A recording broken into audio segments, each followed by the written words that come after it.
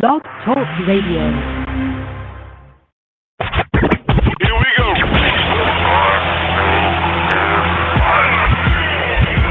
Blast off. This is True Capitalist Radio. True Capitalist Radio. I am your host, the man they call Ghost. The badass of business. Give him capitalism or give him death. That's it. Period. Broadcasting from his Skyline office studios in beautiful downtown Austin, Texas. You sound fruitier than a box of Fruit Loops, for Christ's sake. And now, he'll take it from here. Your host, the prognosticator of prognosticators, the man they call Ghost.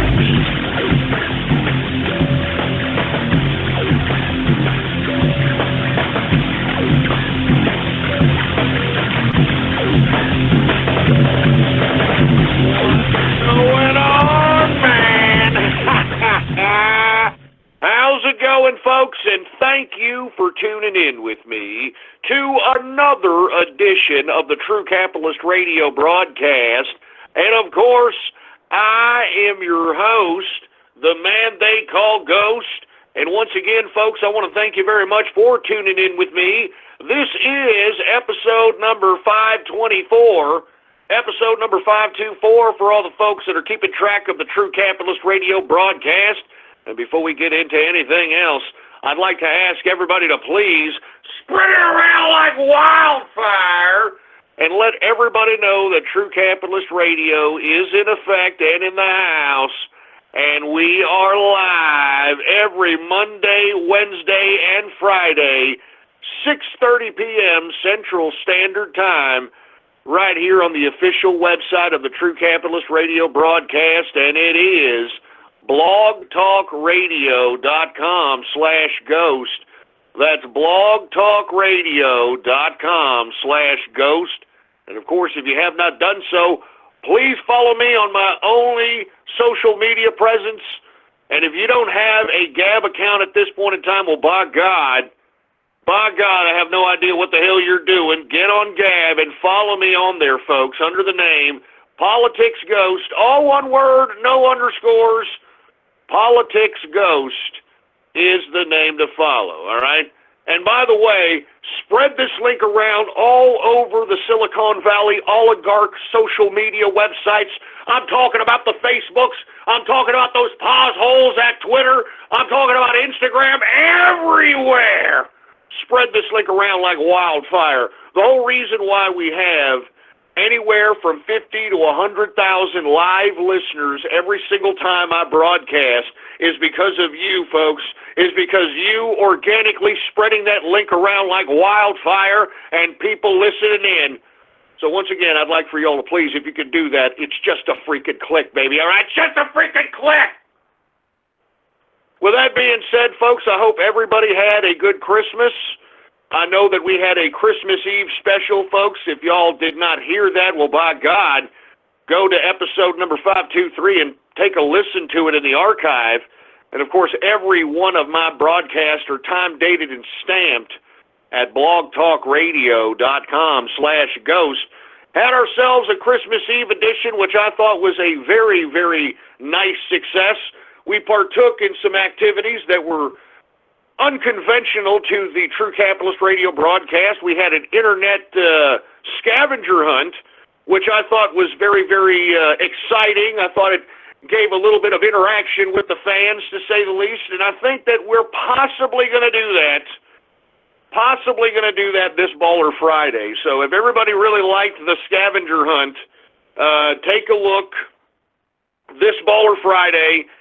We're going to consider doing that again, all right? We're going to consider doing that again. Now, before we start getting into crypto and stock talk, let me discuss about the things we're going to discuss today. Obviously, we're going to talk about President Trump news. We're going to talk about how Obama taking subtle jabs at the President of the United States in a goddamn podcast, and where he's being interviewed by Prince Harry, of all goddamn people, this soulless ginger. All right, this offspring of Princess Diana's bodyguard, in my opinion. I mean, just look at him.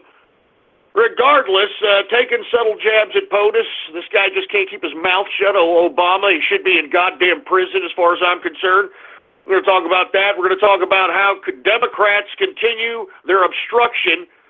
As much as they claim that they want to be bipartisan, they are the most obstructionist party that I have ever witnessed, the most obstructionist Democratic Party that I've ever witnessed in American politics today. We're going to talk about them. We're going to talk about the new, or what we need is, in the Republican Party, is new Republican leadership. Even though we were able to pull the arms of these assholes in Congress and the Senate to pass the tax cuts, I'm telling you folks, I think we need new blood in the Republican Party. I think we need new blood in general, and we're going to discuss that. I know everybody has heard my views on that. We need a completely new set of people in that swamp called Washington, D.C., and we're going to discuss a little bit about that. We're also going to talk about Robert Mueller's special counsel, which is nothing more than a political weapon for the Democrats, and we're going to talk about how, what is it going to take for this Robert Mueller investigation to just go away at this point?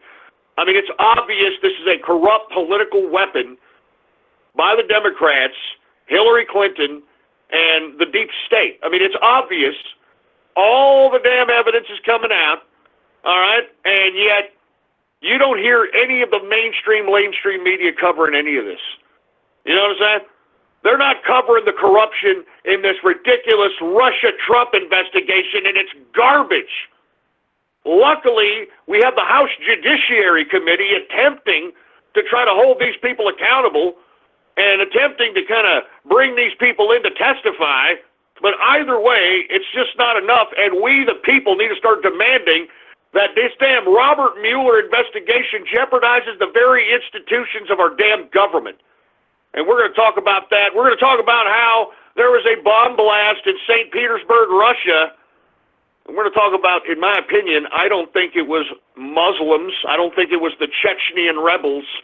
I think it was Russian domestic terrorism to some capacity, maybe even an inside job amongst black operators that are against Putin at this time, unless we forget Putin is running for re-election. What, the guy's only been in power for, 18 years? Oh, yeah, let's run for another 6. We're going to talk about that. We're also going to talk about North Korea to launch a satellite into space.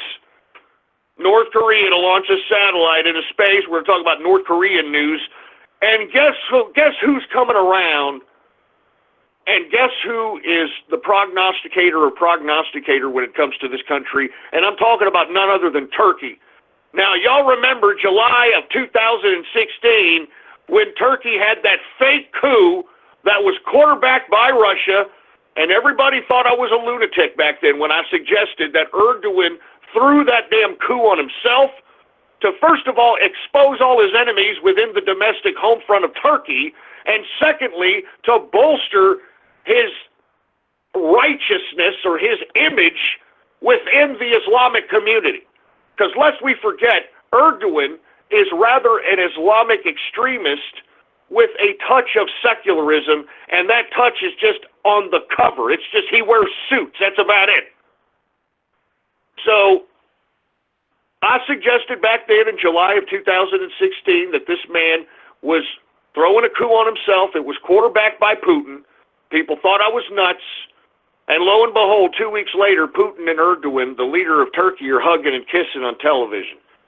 All right, we're going to talk about that. Anyway, the reason I want to talk about it is because I made the prognostication back then that Erdogan, aside from him utilizing that coup in July of 2016 to highlight and expose any enemies within his state and to bolster his image within the Islamic community, aside from that, he wanted to expand his geopolitical influence. And I suggested back then that slowly but surely, this man is going to start conquering areas within the Middle East that is going to be reminiscent of the Ottoman Empire. I think that's what Erdogan's motive is. I suggested that back then. This man is going to try to make or recreate the Ottoman Empire. And the reason I'm suggesting this, folks, is because right after that coup, what did I say? He was going to go into northern Iraq. He was going to go into parts of Syria. I mean, and that's exactly what he's done. And now Erdogan is calling out Bashar al-Assad in Syria, which suggests that even though Vladimir Putin saved Bashar al-Assad's ass from becoming the next Gaddafi, it seems as if that Russia, who's supposed to be friends with Erdogan and Turkey, is given the open season for Turkey to go after Syria. So this is getting very interesting in this region, and it looks like the Syrian refugee problem won't get any better anytime soon if we have Turkey attempting to make some kind of an aggressive domination power play at Syria. So this is a very, very interesting turn of events. So we're going to talk about that as well. And then last but not least, we're going to talk about the President of the United States arming the Ukrainian rebels, which is in complete contradiction to the whole idea that Trump is doing some kind of bidding for Russia or holding water for Putin or whatever the goddamn suggestion has been. I mean, him arming the Ukrainian rebels is proof that this whole idea that this guy, my president, Donald Trump, is working for the Russians is a bunch of crap.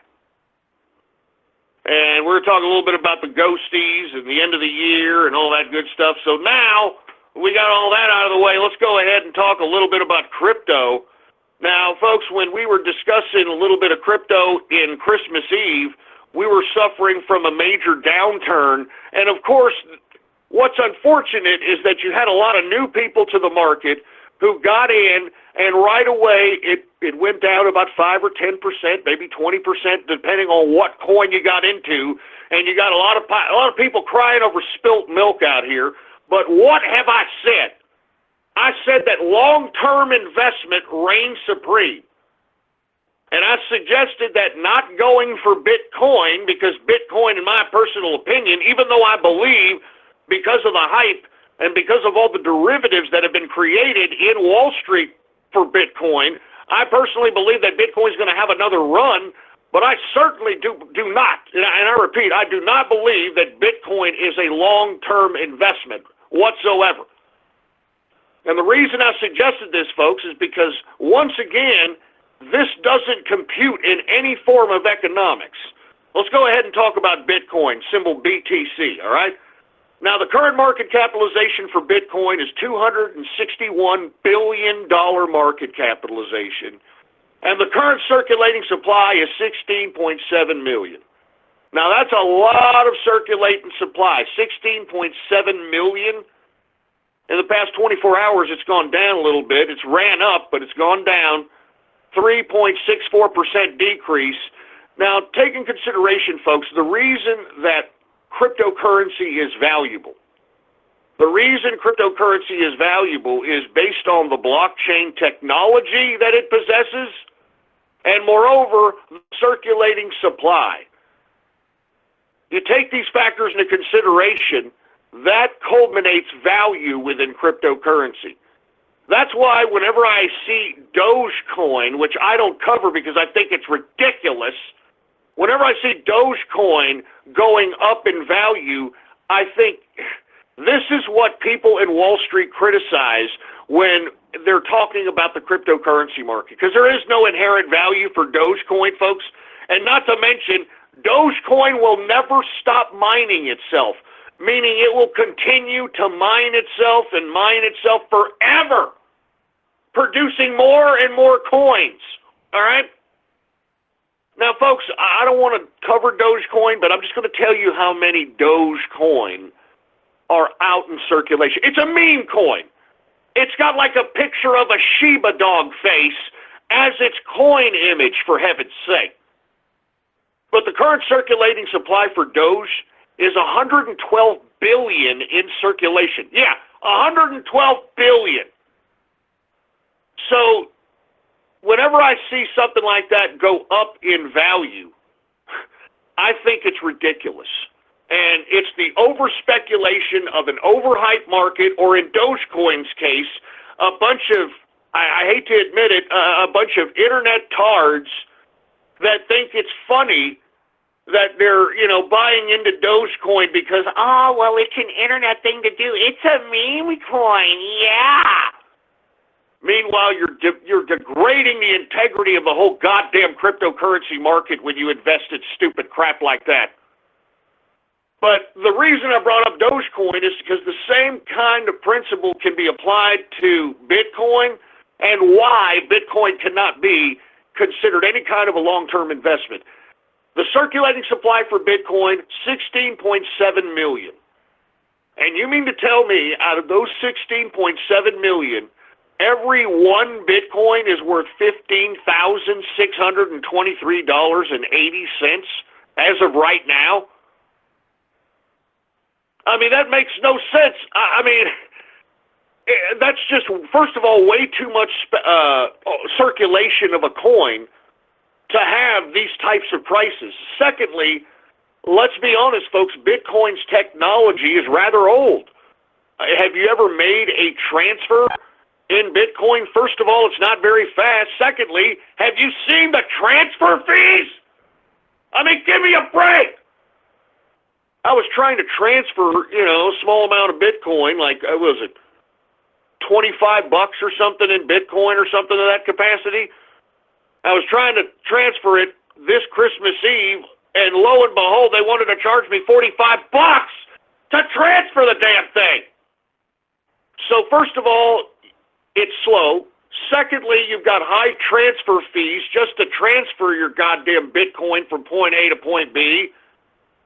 And thirdly, you cannot upkeep these prices when you have a circulating supply at 16.7 million and counting. I mean, this is pure over-speculation what's happening in Bitcoin, folks. And the reason that it's going so high, see, all these idiots in these business channels can never explain why Bitcoin is going so high. It's going so high based on over-speculation. People know that cryptocurrencies are the future. They understand that blockchain technology has revolutionized the future. But whenever they are asked, what is cryptocurrency, blockchain technology, the first thing that comes out of everybody's head, everybody's mouth, is Bitcoin. And that's what's causing these tremendous amounts of values in Bitcoin, is just based on the fact that it's the top of mind, it's at the top of head of anyone, even someone who doesn't even understand the crap. I'm telling you. And it's pure over-speculation. Now, I believe it'll make another run, and the reason I think Bitcoin will make another run to about 20 to 25,000, and I would not, after that, I would get the hell out. This is not a long-term investment. The reason I suggest that it's going to make another run, folks, is because, let's be honest, we've got bag holders at about 20 grand already, first and foremost. Secondly, you're going to have more and more people investing in it because we have derivatives now that are created in conjunction with Bitcoin. For instance, the first legitimate exchange to provide a derivative financial instrument in conjunction with Bitcoin was the Chicago Mercantile Exchange. The Chicago Mercantile Exchange, or the CME Group, was the first to put out a Bitcoin future, which happened about maybe a little less than a month ago. Lo and behold, we've got the NYSE, or the New York Stock Exchange, following suit, trying to create and put on its exchange a Bitcoin ETF, which is another financial instrument in which you can kind of trade as a stock, but an ETF, depending on which one, you got to read the prospectus of the ETF, depending on the ETF, if you buy into one that rides the waves of whenever Bitcoin gains, you gain, or you can get an ETF in which you'll gain if Bitcoin loses. So there's a plethora of different financial instruments being created within the realm of Wall Street related to Bitcoin in general. So that tells me that now that Wall Street is in this game, they got a vested interest in making sure that the damn Bitcoin market itself remains afloat anywhere from the price ranges of 15 to 25,000, just so that they can continue to sell these financial instruments that they just created for Bitcoin. And lest we forget, these are the same guys in Wall Street that propped up the damn Wall Street stock market during Obama's administration, when every goddamn company in Wall Street was literally cutting every which way to show better than expected earnings. I mean, they were selling off divisions. They were cutting employees. They were cutting pensions. They did it all in 2008 so that they could show better than expected earnings and prop up this goddamn market. So the same kind of factor will happen, in my personal opinion, related to Bitcoin, at least here for the next 6 months, because you've got Wall Street. I mean, just imagine, they want to sell those ETFs. You know, they want to sell those financial instruments. So by all means, folks, I do believe we're going to still have a run on this. But like I said, the value is in the circulation, low circulation, and in the technology. There is no technology for Bitcoin. It's just a cryptocurrency.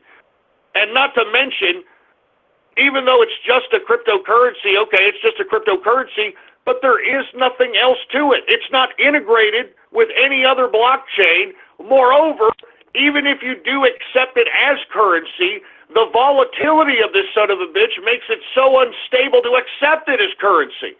For instance, if you're somebody that's a merchant and that's trying to sell a product and you want to accept Bitcoin as a means of accepting goods and services, I mean, if you price your product $25, if somebody gave you $25 about 2 or 3 days ago when damn Bitcoin was at whatever, 13,000, then today you would be making money just for holding that Bitcoin because it's 15,000.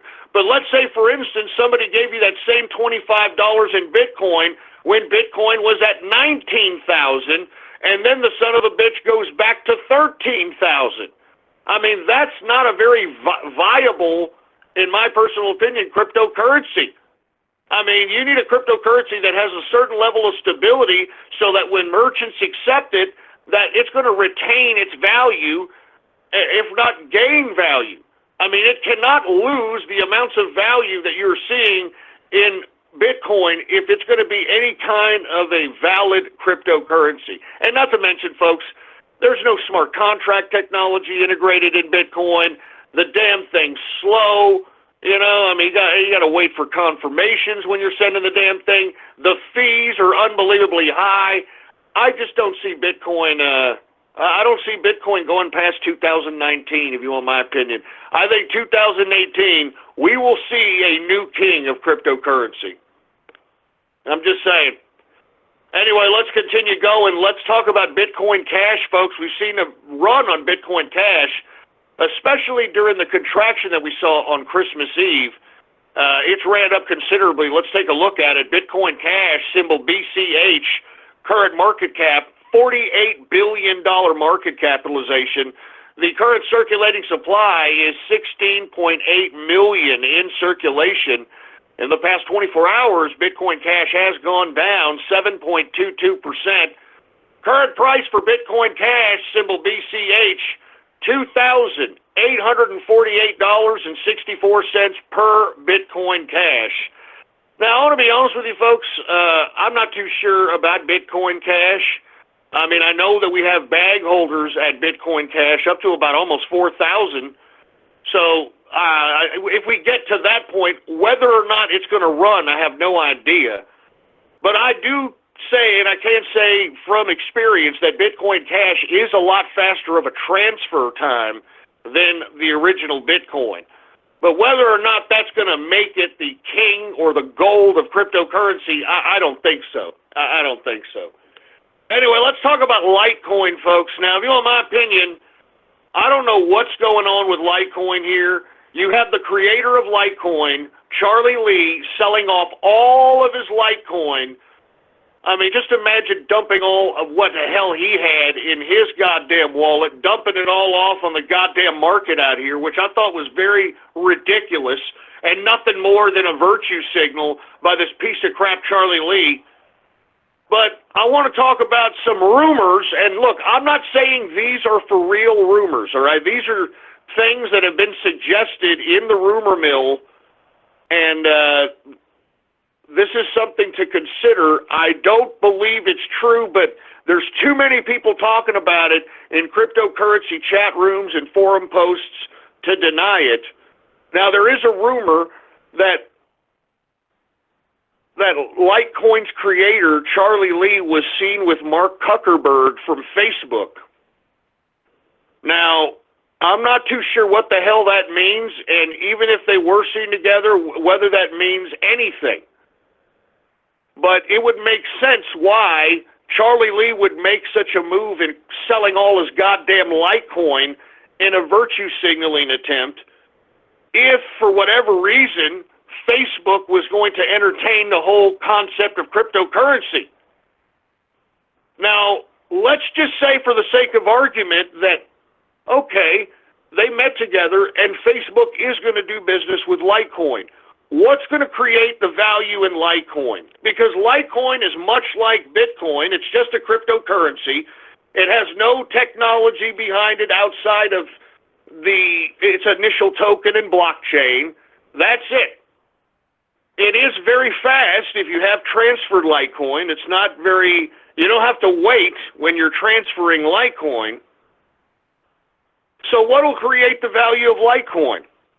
Well, let's just say for the sake of argument, something does go down between Litecoin and Facebook. Let's say Litecoin and Facebook, they get together in some kind of exclusivity in which Facebook will exclusively accept Litecoin as an exchange of goods and services integrated within its Facebook network. Then all of a sudden Litecoin becomes valuable as hell because, I mean, what, how many Facebook users are there across the world? Like 2 billion or something? It's ridiculous, all right? Everybody's got a Facebook, right? If they integrate Litecoin, even though Litecoin is just a cryptocurrency, as the cryptocurrency of flavor for Facebook, all of a sudden Litecoin's value becomes very valuable because the Facebook marketplace is a very, very big marketplace. Now, I'm not saying that this is happening. This is a rumor that Litecoin's founder, Charlie Lee, was seen with Mark Zuckerberg of Facebook. So it's something to keep in mind because you got to, speculate based upon these actions, based upon these moves. And if that's the case, then Litecoin could be considerably valuable if it's integrated in a social media like Facebook in that capacity. And that's another thing that will create value in cryptocurrency, folks. If cryptocurrency, a specific cryptocurrency is accepted by a big monster online social media or a online retailer, that will definitely create value in a cryptocurrency. Definitely create value.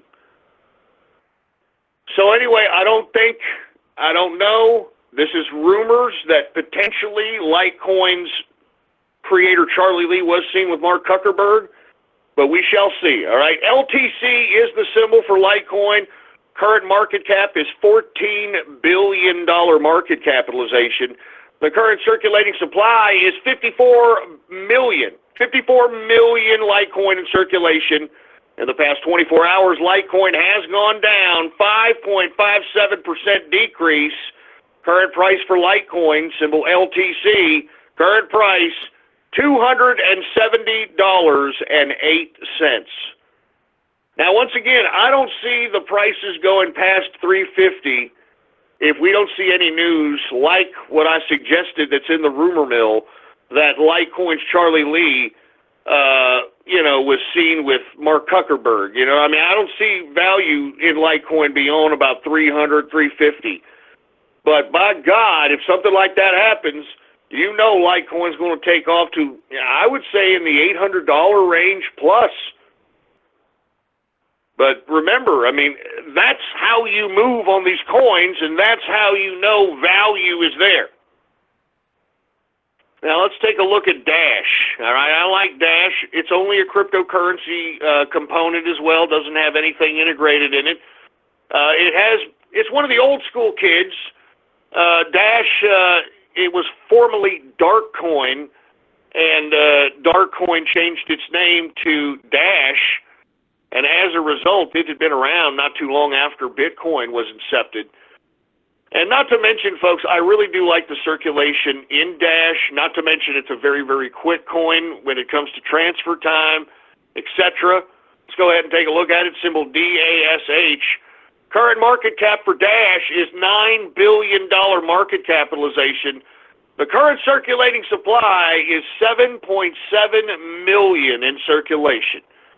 All right, now that's not too many. It's a hell of a lot better than 16.7 million like Bitcoin. In the past 24 hours, Dash has gone down 4.34% decrease in the 24-hour period. The current price for Dash, symbol DASH, current price $1,169.24 per Dash. Let's get to Monero, folks. Once again, I cover Monero because it makes moves. It's been making moves ever since I started covering it. All right? It's making money moves. Monero, symbol XMR, the current market capitalization is $6.4 billion market cap. The circulating supply for Monero is 15.5 million in circulation. In the past 24 hours, Monero has gone up 6.87% increase in a 24-hour period.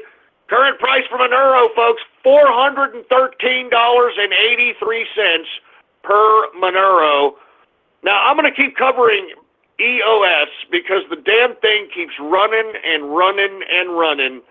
Good God, EOS, current market cap, $5.9 billion market cap for EOS. The current circulating supply is 567 million in circulation.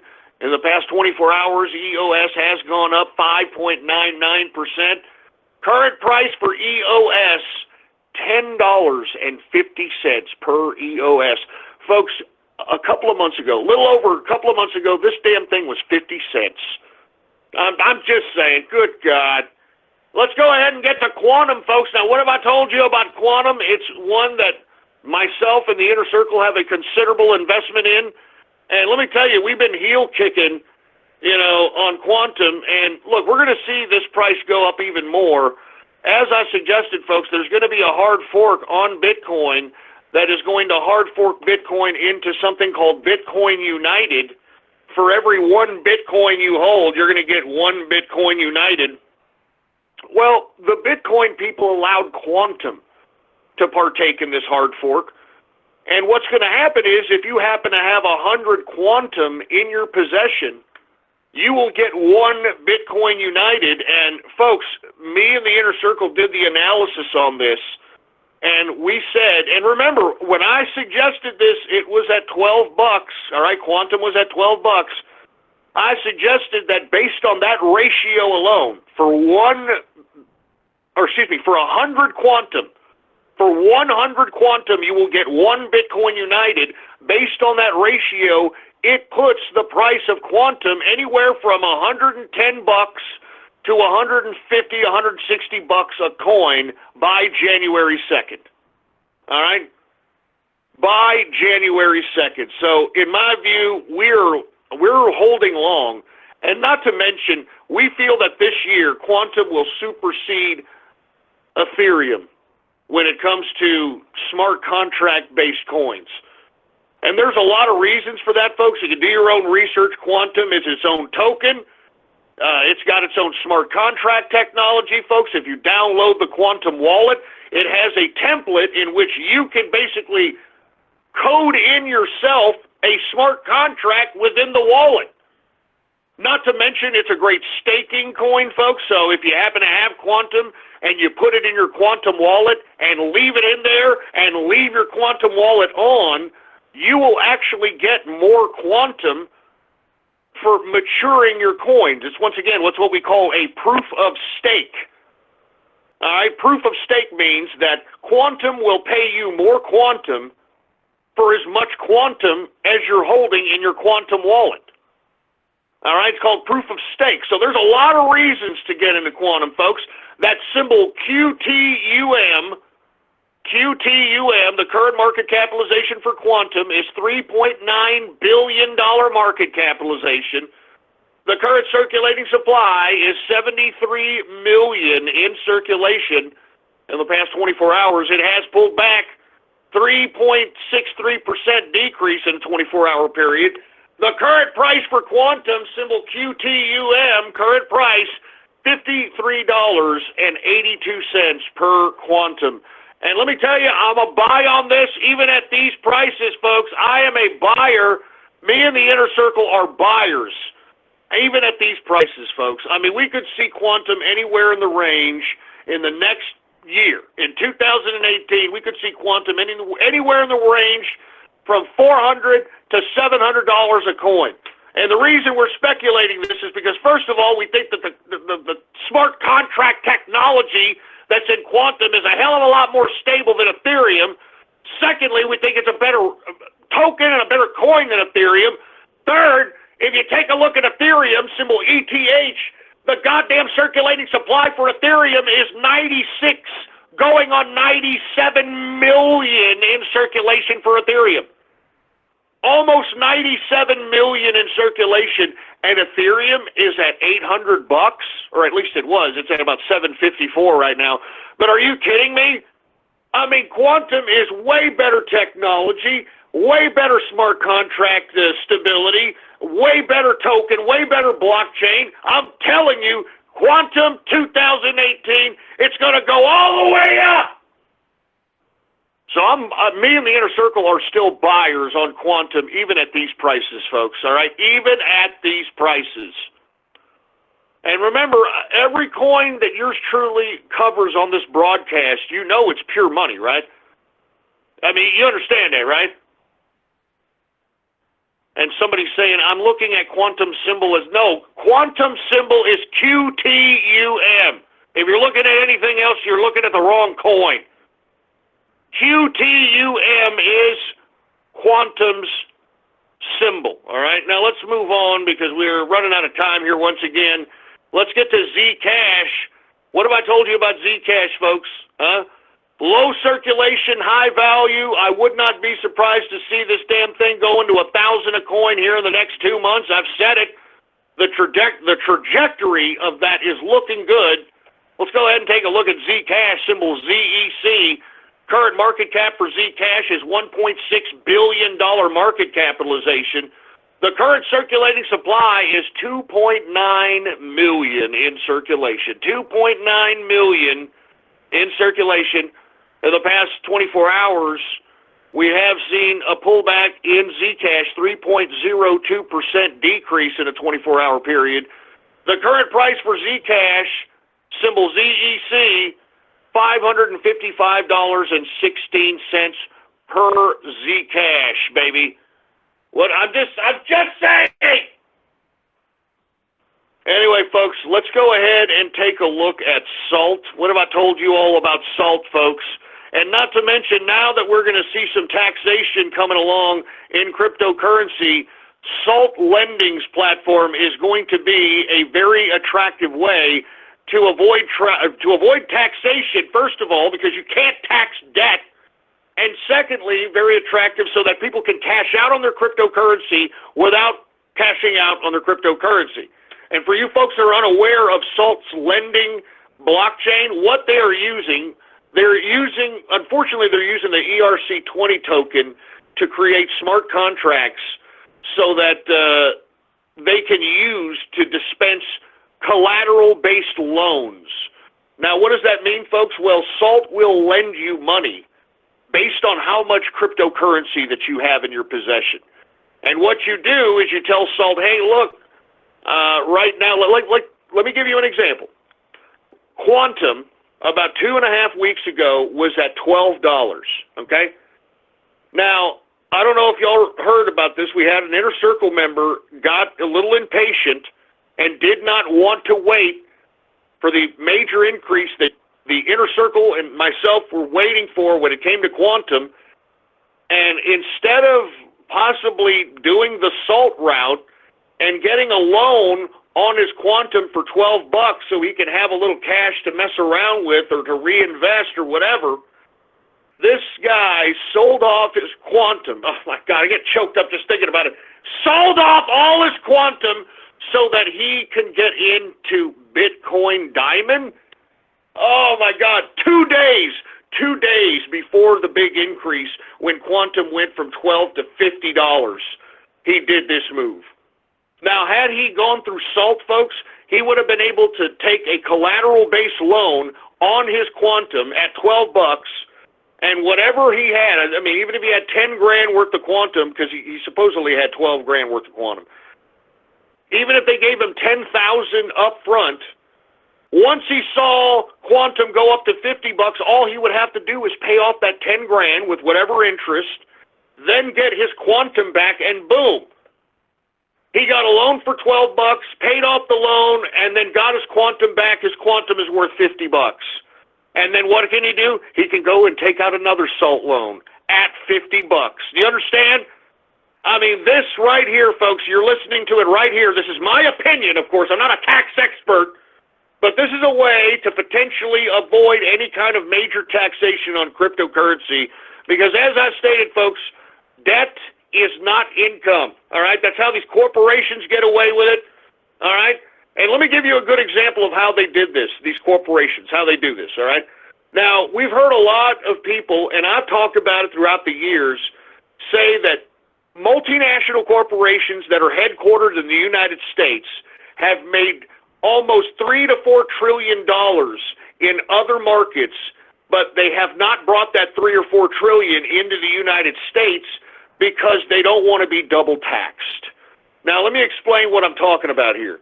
Let's say you're GM, okay, General Motors, and let's say that your car, some car that you make, is very popular in, I don't know, Ireland somewhere, right?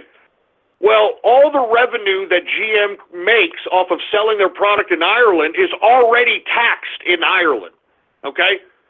So whenever they get the money out of Ireland, it's already been taxed by Ireland, and you know how Euro-cuck goddamn taxes are, for Christ's sake, probably 60-70%.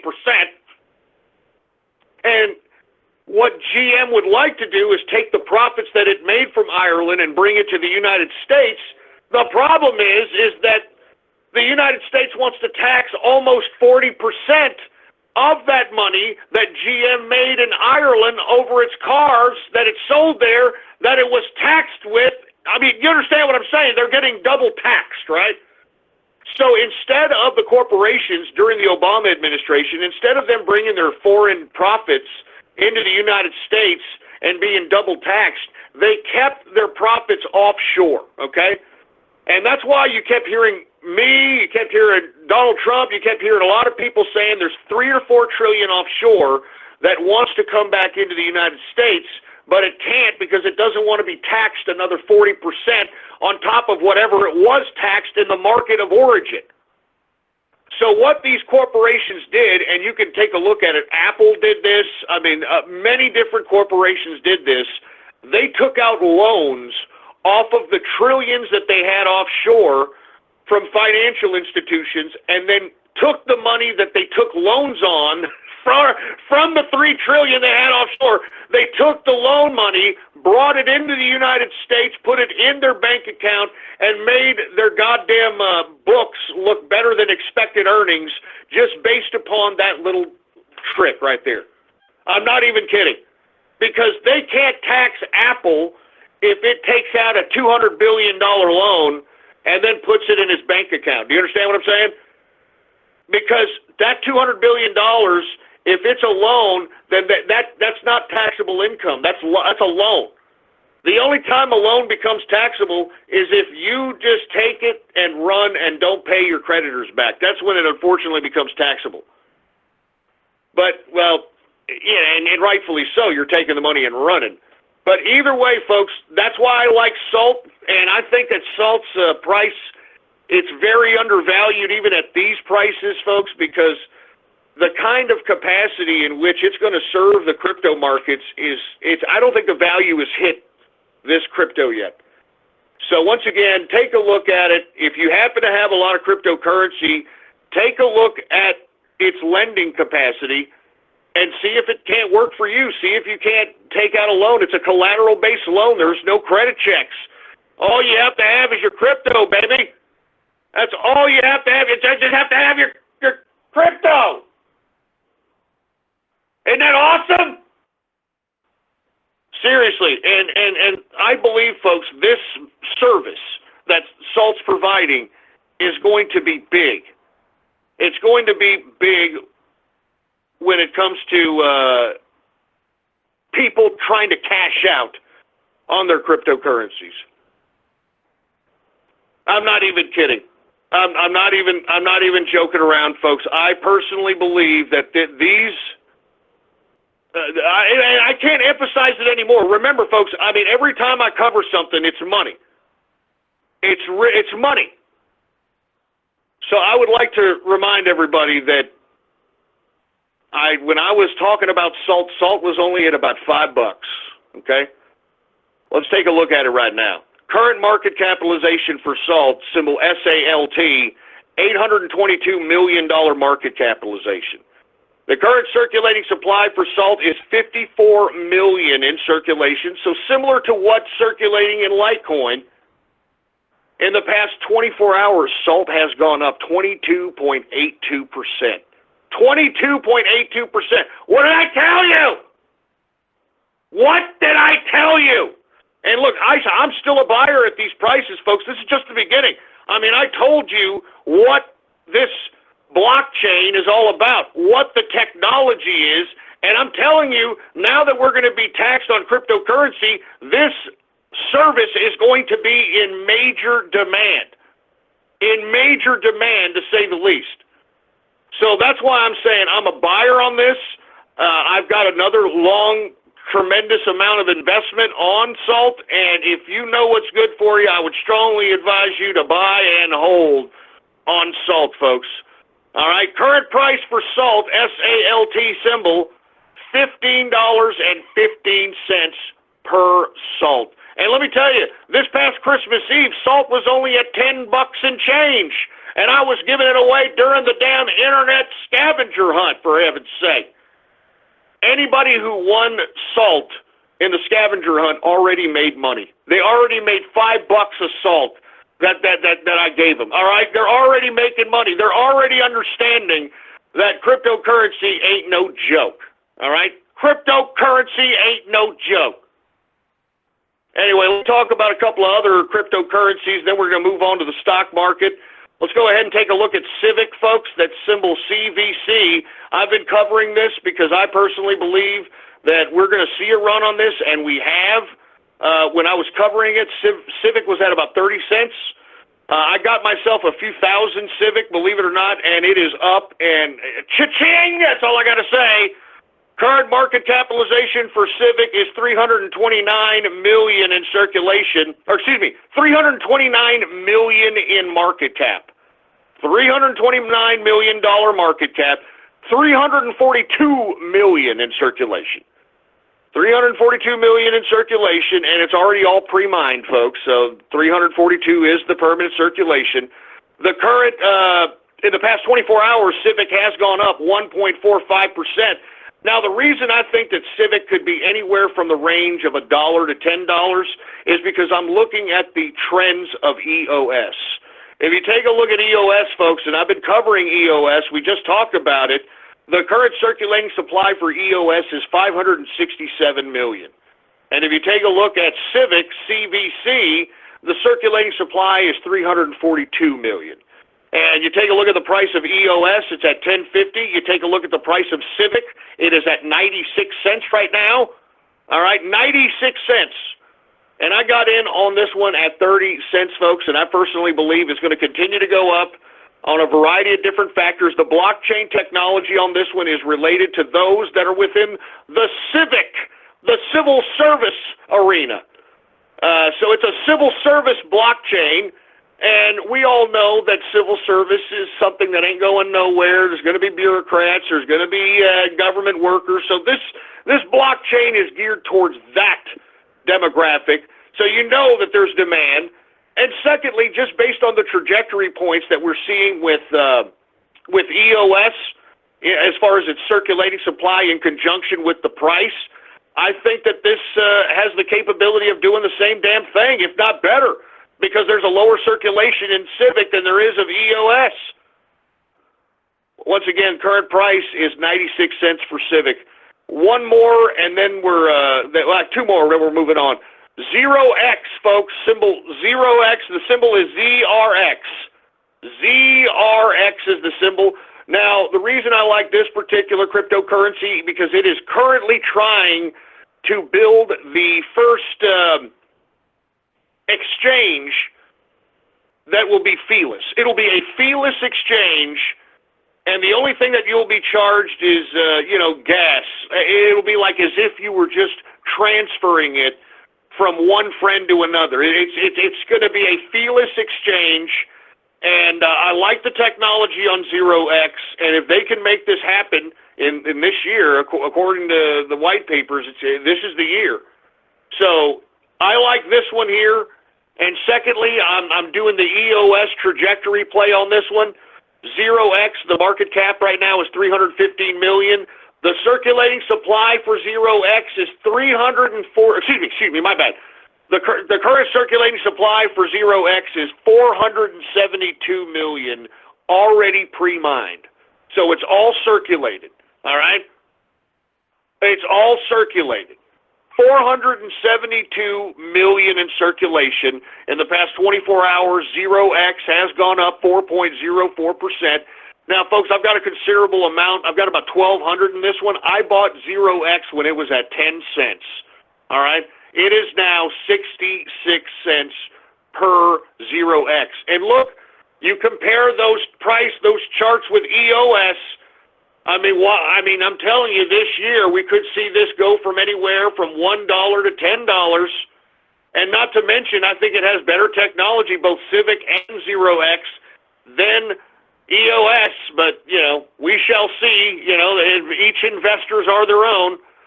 Now, let's go ahead and get to my coin, folks, or the Inner Circles coin. We are the official, spokespeople. We are the official spokespeople of the 42 coin, folks. Now, let's go ahead and talk about 42 coin, that symbol 42. Once again, we are the official spokespeople. Now, I want to put out a little bit of advice, and you heard it here first, folks, okay?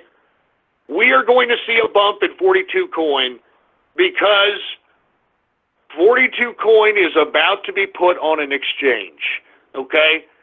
Now, I'm not going to say anything more than that, but if you want to ride something here in the next couple of months, the next month, take a look at 42 coin, folks, because we're going to be on an exchange, and we're going to Asia, baby. Look, and that's all I'm saying.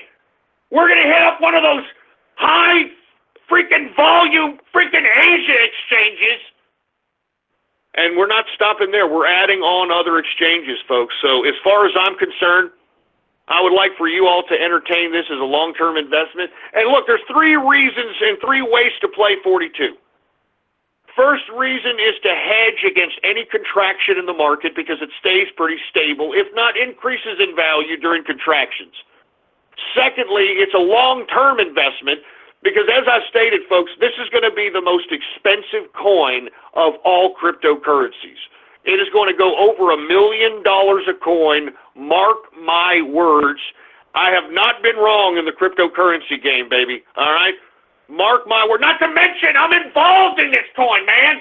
What are you talking about? I'm involved in this crap. I'm involved with the negotiations, with the goddamn exchanges, all this crap. This is serious business. The Inner Circle is the goddamn official spokesperson of this damn coin. I'm just saying. So anyway, I'm just trying to let everybody know that if you want to make a little bit of coin here, take a look at 42 coin, all right? I'm just saying. Current market cap for 42 coin is $2 million, okay? Of course, the current circulating supply for 42 coin is only 42 coins. That's it. Just 42 coins. That's all that's in circulation. That's a amount of scarcity that is going to bring value on this particular cryptocurrency. It's definitely a trader's coin. Anyway, current price for 42 coin, people are obviously taking profits because, man, we are seeing major pattern and swing trading in 42. I know I'm doing it. I know many in the inner circle are doing it. I know many people in other exchanges are doing it. Let me tell you something, man. Once we hit those Asian exchanges, I mean, it's going to go all the way up. All the way up. Woo! Anyway, with that being said, folks, 42 coins current price is $48,573 per 42 coin. What do you like that? Anyway, folks, let's go ahead and get to some stock market news. Now we're making the transition from crypto to stock market. What did I tell you about the stock market? I said I am bullish on this stock market for at least the next 4 quarters. And by God, take a look at this market. It doesn't want to stop. Now, why did I say that? Because first and foremost, folks, this market was being propped up by all the fund managers, the hedge fund managers, the mutual fund managers that got bailed out during Obama's tenure. I mean, lest we forget, Stimulus Package 2 and TARP and all these goddamn bailouts in which Wall Street got bailed their asses out. So they owed Obama, so what they did was prop up this stupid Wall Street, they propped up this goddamn market to make it look as if the economy was worth a crap. Meanwhile, we weren't even getting, 0.5% GDP growth on a goddamn quarterly basis? I mean, this is what I'm talking about, folks. It was pure economic charades, the Obama time. I mean, hell, all you have to do is remember it.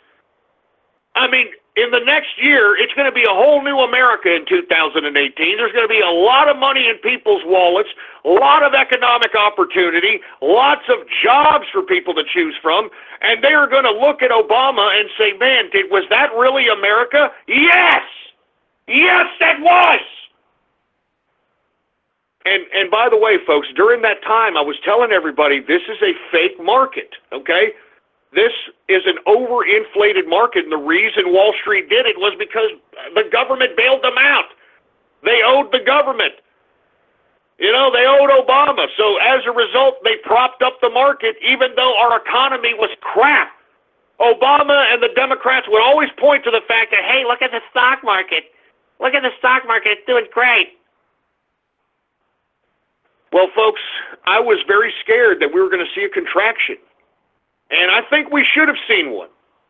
But once Trump took power, folks, the contraction never happened because of 2 factors. First of all, the Federal Reserve did not raise interest rates to the point in which it would scare away investors out of the stock market and commodities market and cause a major contraction within the market. That's first and foremost. And secondly, once Trump took power, he didn't just wait around and play with his pecker shaft like goddamn Obama did once the damn economic recession of 2009 set in, and then used that economic recession as a means of bailing out not only Wall Street, but paying back everybody who donated to the Obama campaign and the Democrats via Stimulus Package 2. And I keep telling people about Stimulus Package 2 because we can't ever let anybody forget about it. You understand that? We can't ever let anybody forget about Stimulus Package goddamn 2, for Christ's sake, man. That was a blatant giveaway of U.S. taxpayer money. A blatant giveaway of U.S. taxpayer money to the Democrats and anybody who donated to them or Obama, and all you've got to do is take a look at all who got money out of that $1 trillion giveaway to know what I'm talking about. It was a disgrace, and I can't believe that's legal.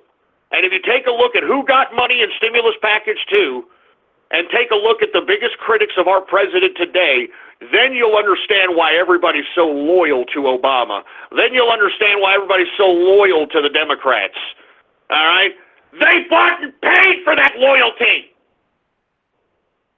Look up stimulus package 2, man. I'm telling you. It was the biggest giveaway of U.S. tax money, and these assholes utilized the recession to justify it. It was a piece of crap. And I encourage people, read stimulus package 2, take a look at all the money, where it went, and you will notice a correlation for people and groups who got large sums of money in stimulus package 2 being the loudest and most vocal critics of our president right now, Donald Trump.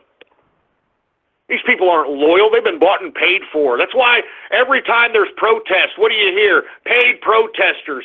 People who paid to be agitators. That's all the left is. It's a house of cards. It's fake. It's fake.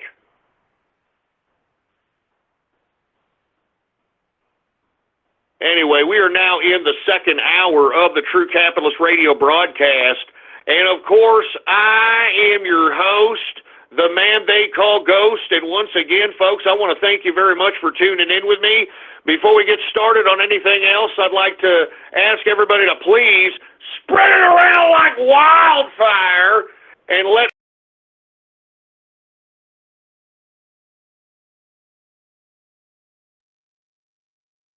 Blog Talk Radio. Welcome to Blog Talk Radio. Please hold and you will be able to listen to the show. Every Monday, Wednesday, and Friday, 6:30 p.m. Central Standard Time, right here on the official website of the True Capitalist Radio broadcast, and it is blogtalkradio.com/ghost. That's blogtalkradio.com/ghost. And, of course, if you have not done so, please follow me on Gab, folks. All right, that's my only social media presence out here. Gab, you can type in your browser and get there by typing in gab.ai, and you can follow me under the name Politics Ghost. All one word, no underscores, baby. Politics Ghost is the name to follow, all right? Now that we got that all out of the way, let's go ahead and let's talk some stocks here, all right? Dow Jones Industrial, folks, we're approaching 25,000 Dow Jones Industrial. Now, the reason that we never saw contraction, even though Wall Street was propping up the damn stock markets during Obama, is because Donald Trump came in and hit the ground running, and just on mere will, folks, Donald Trump's tenure as president, 1 year tenure as president, has produced 3% GDP growth. 3% out of mere will, for heaven's sake. Legislation, nothing has done this. It's just the name, the brand, the man, Donald Trump. He's the guy who made this happen. And now that we have this tax cut, folks, don't listen to what the Democrats are saying. They are trying to be doom and gloom because they had not one thing to do with what is about to happen in 2018. And always remember that. In 2018, if you think that 2017's Christmas was good, just wait till 2018, baby. All right? Let me tell you, we are going to see economic prosperity that we have not seen in over 35 years. You understand? 30, almost 35 years. We are going to see economic prosperity, opportunity. People are going to be able to not necessarily just go to a job because they have to, because it's a dead-end job. There's nothing else to do. I can't find another economic opportunity. No way. No way. I'm telling you this right now, folks. What you're going to see is you're going to be able to have so much economic opportunity. So much economic opportunity that you're going to be able to choose what kind of job you want. You're going to be able to choose what you want. as employment. You're going to be able to have your choice at what position you want, at what wage you want. I mean, this is going to be a whole new America, and I think people need to understand that the Democrats had nothing to do with what's going to happen in 2018. I mean, we're almost at 25,000 Dow Jones Industrial. So once again, folks, now that we had all this, and I said this right when Donald Trump was elected and right when he came into office, I said that, look, to sustain the growth that we're seeing in the stock market, we needed 2 of 3 things to happen, okay? We needed, first and foremost, a tax cut, which has already happened. We needed the repeal of Obamacare, or at the very minimum, the mandate. Now, let me explain what this is going to do, folks. Lifting of the Obamacare mandate, which was packaged into the tax cut, it's going to free up a lot of room for employers like myself to not only hire more people, but to give people full-time work now. Because I'm going to be honest, folks, small business, brick-mortar business owners like myself, I mean, I'm not going to go hire somebody that is going to do manual general labor when their wages are not even, I mean, let me put it to you like this. Let's say I pay somebody $10 an hour for doing, a decent job. You got to pay people decently so that they can be loyal employees, But $10 an hour, if I hire them as a full-time employee, would be $400 a week, all right? But because under Obamacare, I have to purchase their health insurance because they're full-time employees, and health insurance premiums, folks, you've seen them, they're like $700 a month plus, depending on what market you're in, for heaven's sake. And the amount of money as an employer that I'm going to have to shell out supersedes the wages that I'm paying this person, which means that Obamacare basically outpriced unskilled labor out of the market. And I said that this was actually done on purpose. Because who does it hurt? Who does outpricing unskilled labor out of the market work? Huh? I'm serious. It hurts minorities. It hurts the poor. It hurts those that don't have economic opportunity. That's who it hurts. And guess who was the biggest population to get on welfare and food stamps during Obama, too? The same people who were outpriced out of the market because of Obamacare and the mandate. And now that the mandate is lifted, folks, someone like myself can not only hire somebody full-time and pay them $400 a week, but let's just say for the sake of argument, I mean, this person is a hell of a worker and is good morale boost for the establishment that I own, that they want to work overtime. Overtime will come back to unskilled labor, folks. Do you understand? I mean, when Obamacare was law, I couldn't even hire a full-time employee without being forced by law to pay for their health insurance, which outpriced them out of the market. Now that the Obamacare mandate is lifted, general unskilled labor can not only work full-time again, they can work for overtime again. And what have I told you? I told you that during Obama 2. I said that we need unskilled labor to be able to go back to work full-time and be able to have the opportunity of collecting overtime, folks.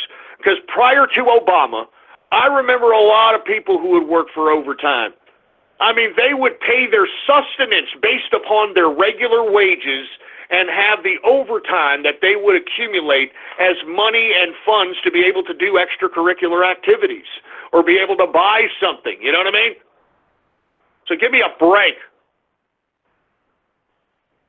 Jesus Christ. Anyway, once again, I'm just trying to give people a heads up that this is why we're seeing what we're seeing in the stock market. So let's go ahead and get to it, all right? Dow Jones Industrial today was up 28.09 points. And let's be honest, they're rallying because not only of the tax cut, but did you all hear that Trump's 2017 Christmas, the first Christmas with President of the United States, Donald Trump, in power, was the highest grossing Christmas in history. Over $800 billion made? $800 billion made, all right? $800 billion. And you know what that says, folks? That says optimism. That says consumer confidence. That says that people feel comfortable. This ain't Obama anymore. People feel comfortable that they're going to have employment or be gainfully employed or have the means to be able to obtain revenues and an income so that they can spend a little bit this holiday. And I think that's just the beginning, folks. That's why I said if you think this Christmas was great, just wait till 2018's Christmas. Just wait till 2018. It's going to be a whole new America, and I cannot wait. I cannot wait. Once again, 28.09 point increase, a percentage increase of 0.11%, closing out Dow Jones Industrial at 24,774.30 points for the Dow Jones Industrial. Once again, we're approaching 25,000 Dow Jones. Let's get to the S&P. S&P 500 is up 2.12 points, a percentage increase of 0.08%. Closing out the S&P at 2,682.62 points for the S&P 500. Let's get to the NASDAQ. The NASDAQ is up 3.09 points, a percentage increase of 0.04%, closing out the NASDAQ at 6,939.34 points for the NASDAQ composite. Man, we're almost at NASDAQ 7,000. I mean, good God. Good God, I mean, can you feel that you're in Trump's America? I mean, I'm not even a guy, I can feel it, man. Can you feel it? I can feel it, man. And I feel optimistic as hell. Now, let's talk a little bit about oil, folks, because oil, we're seeing at about a 2.5-year peak here. 2.5-year highs after seeing some major decreases in energy. We're starting to see it creep on a come-up, so let's go ahead and talk about it. WTI sweet crude, it was up a nickel today, a change of 0.08%, closing out WTI sweet crude at $59.69 a barrel. Let's go ahead and get to Brent crude. It was up 6 cents today, a percentage increase of 0.09%, closing out Brent crude at $66.50 per barrel of Brent crude. Gasoline is down 0.35%. Natural gas is up 0.26%. And heating oil, take a look at the volatility in heating oil. And what have I told you? Once that Arctic blast hits, heating oil is going to go up. It has contracted, though. It's down very, very minor, 0.27% decrease. Let's go ahead and get to the metals. The metals! Let's get to the goddamn metals! We've got gold. Unchanged today. Current price for gold is $1,291.40 per troy ounce of gold. We've got silver down a penny today, a percentage decrease of 0.04%, closing out silver at $16.75 per troy ounce of silver. Copper is down 0.24%, and platinum is up 0.12% for platinum. Let's go ahead and get to the commodities here, folks. Let's get to grains. Corn down 0.14%. Wheat is down 0.18%. It's down 0.18% for wheat. Oats is down 0.10%. Rough rice is down 0.04%.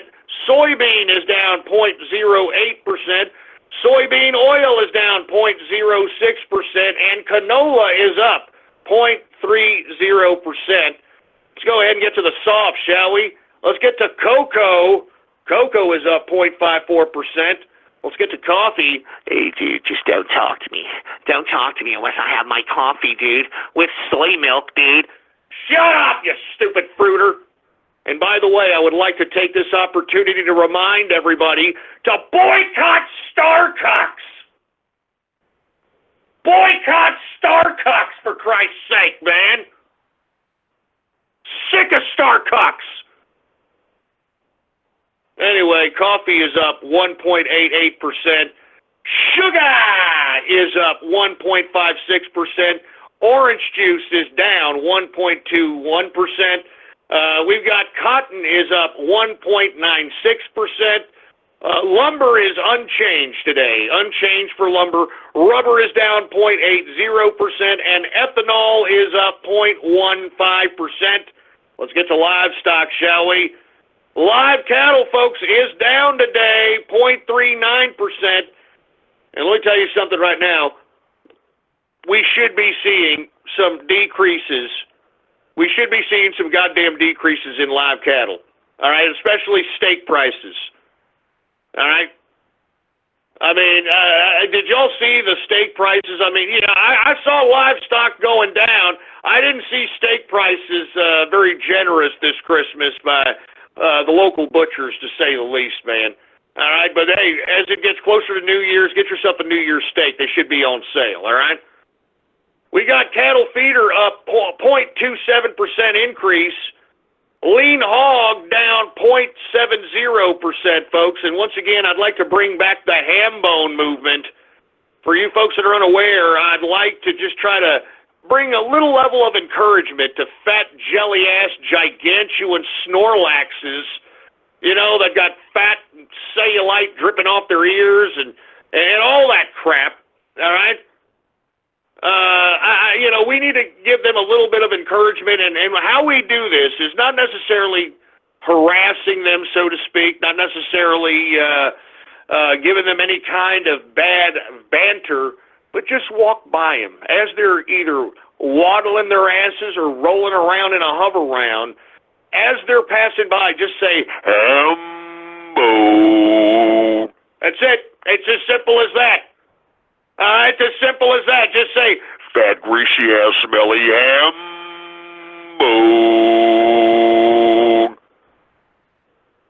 I mean, seriously, man, we got to do something, right? Am I wrong? Am I wrong for saying this? Anyway, that, my friends, is the markets for your ass, all right? Anyway, with that being said, folks, I guess it's about that time. Oh, Jesus Christ. Anyway, engineer, how was your Christmas, engineer? I mean, the engineer's back. He wasn't with us for Christmas Eve. How was your Christmas there, engineer?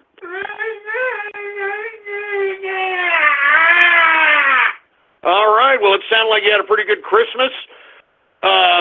I guess it's time for Gab Shout Outs. Do we have any Gab Shout Outs, engineer?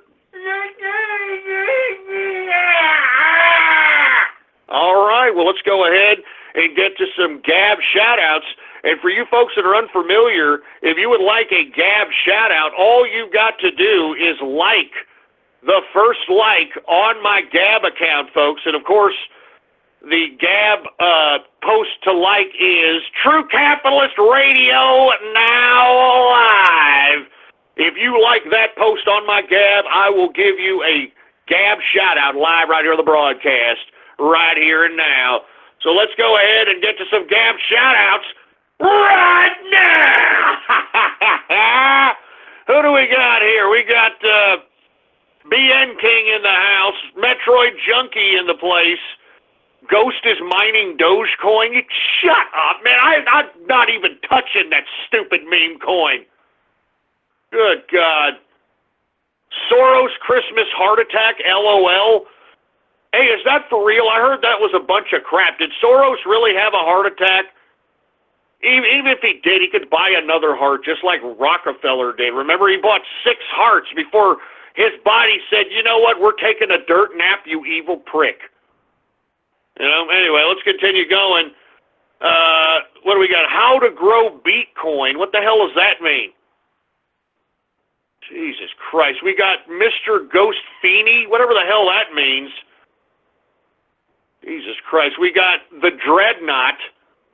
Review Bra. I mean, can somebody explain to me, is it autistic intrigue the reason why everybody likes Review Bra? I mean, is it?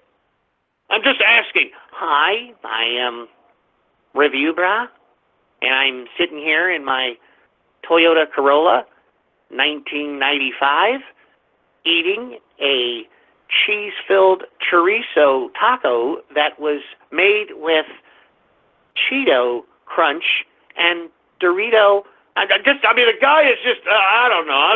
I don't mean to talking about review, brah. Everybody out there, don't talk that way about the review, brah. Don't talk that way about review, brah. Get out of here. Get out of here. Anyway, we got Distilling on Vacation. We got Thoris Yeltbin, whatever the hell that is. We've got Gomer Pilebin. Shut up. Shut your face. Who else do we have here? I'm not saying that disgusting name. We've got... I'm not saying these disgusting names, man. Go shove it up your ass. Fatty Albinickel. Really, idiot?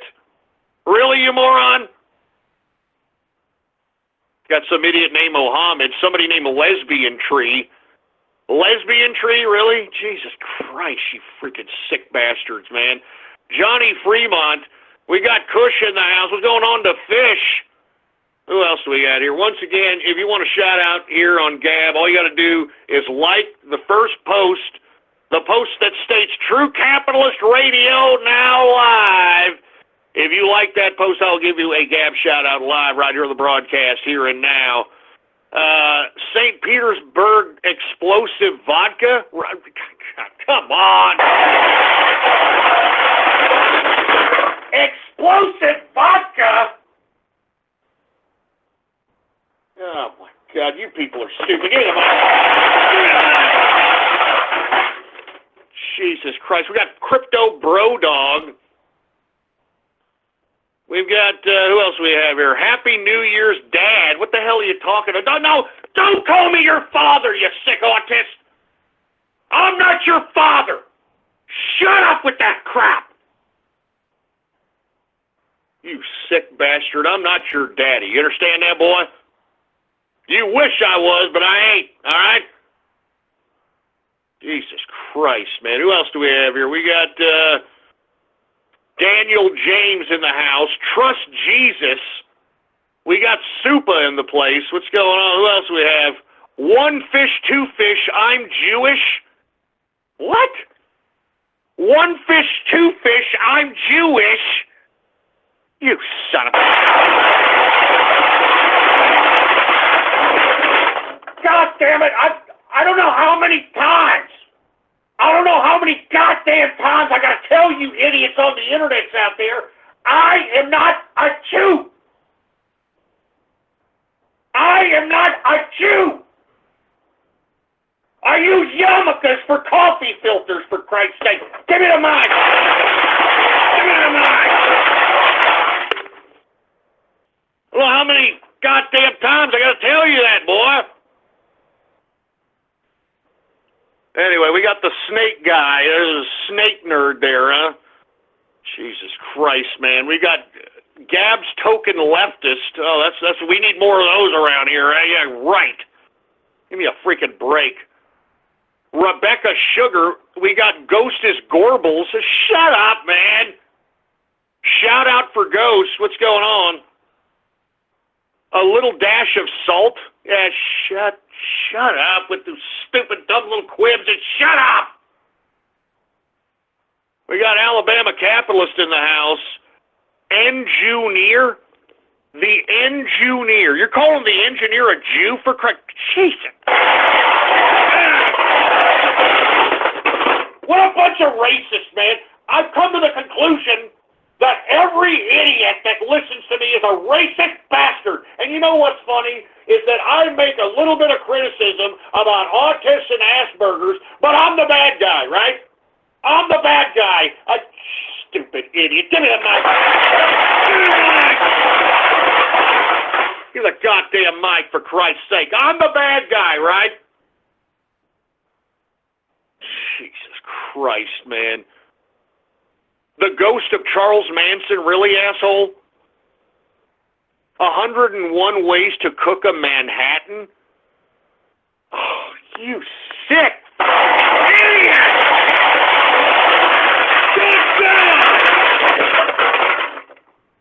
That's not funny, man! I mean, seriously, you macabre assholes, that is not funny! What with you people? Jesus, what's wrong with you people? Oh my God, give me the freaking...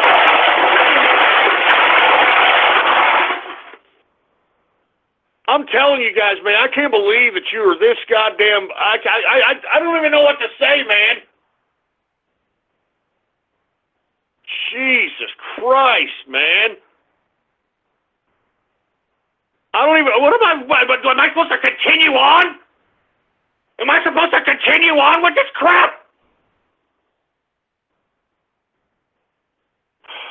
Jesus Christ, man. Oh my God! I'm only going to take a couple of more of these, and that's it. I can already see where this goes. For Christ's sake! Look at this true toothless radio. Hey, asshole! I got all my teeth, you idiot! Shut up! Tooth fairy capitalist. Look, shut up! I'm not bald. I'm not toothless. All right, I'm telling you this right now.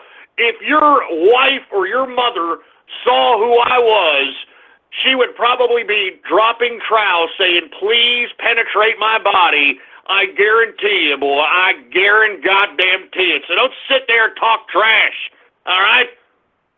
I'm telling you right now, you better make sure that my voice isn't escaping into the next room where your mommy's in, because I guarantee you she's getting on the biggest piece of furniture and she's straddling that son of a bitch, listening to the manly dominance that this man is throwing around the internet like it ain't shit. I'm pure alpha, baby! Do you understand that? I'm pure alpha! And don't you ever forget it, boy.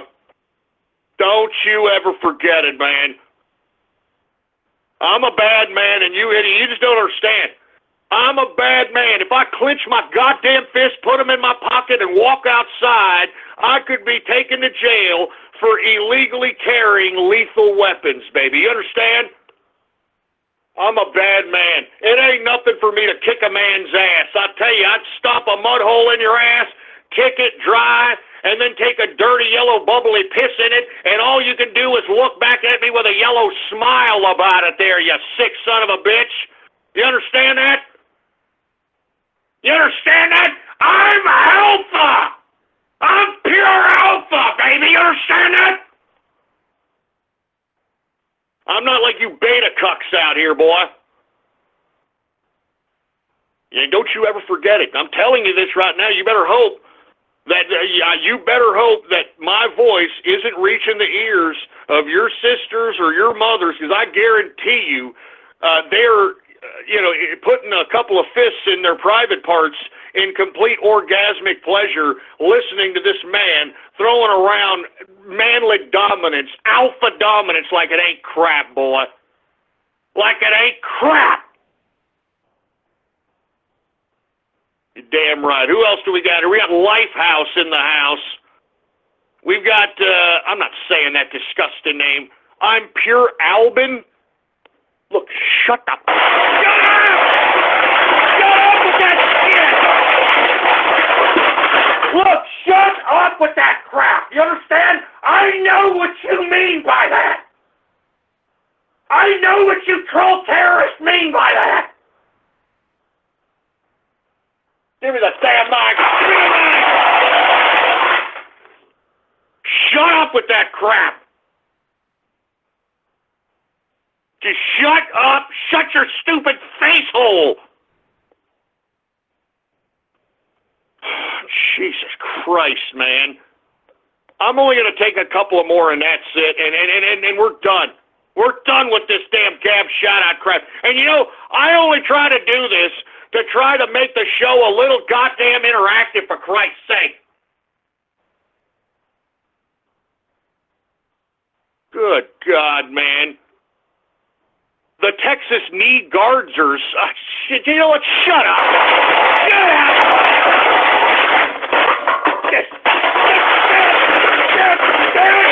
Get crap out of here. I'm done doing damn Gab shout-outs to you losers, man. I'm done.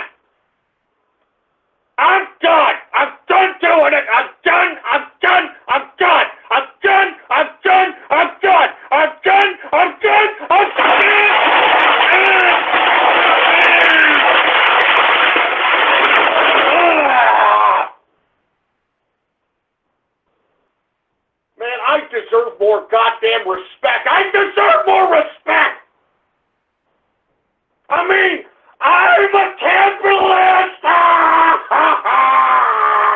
And I deserve the respect according that goddamn title. I mean, didn't you goddamn losers have a decent Christmas, for Christ's sake? Give me the mic! The goddamn mic, man. I'm done with you. I'm done. I'm done with this crap. I'm done. I'm done. Jesus Christ, man. I mean, do you understand that you people that troll me and piss me off, I'm not here to broadcast for you people. Do you understand? I mean, I've got production notes. Yeah. I got production notes that I handwrite myself. My show is serious business, damn it. I mean, I'm listened to by tens of thousands, hundreds of thousands of people throughout the world. And I deserve the respect accorded that goddamn title. You understand what I'm saying there, boy?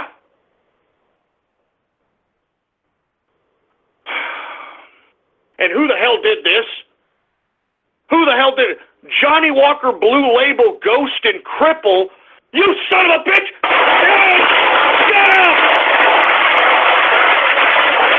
Look at my dad! Check out my dad, for Christ's sake, man! Johnny Walker Blue Label Ghost and Cripple. Shut up, Michael. Fuck you. Excuse my French. Fuck you. Excuse my French. Whoever did that damn image that I just gabbed, for Christ's sake, shove it up your ass. You see, you're making me curse. You goddamn trolls, you make me curse. Give me the mic.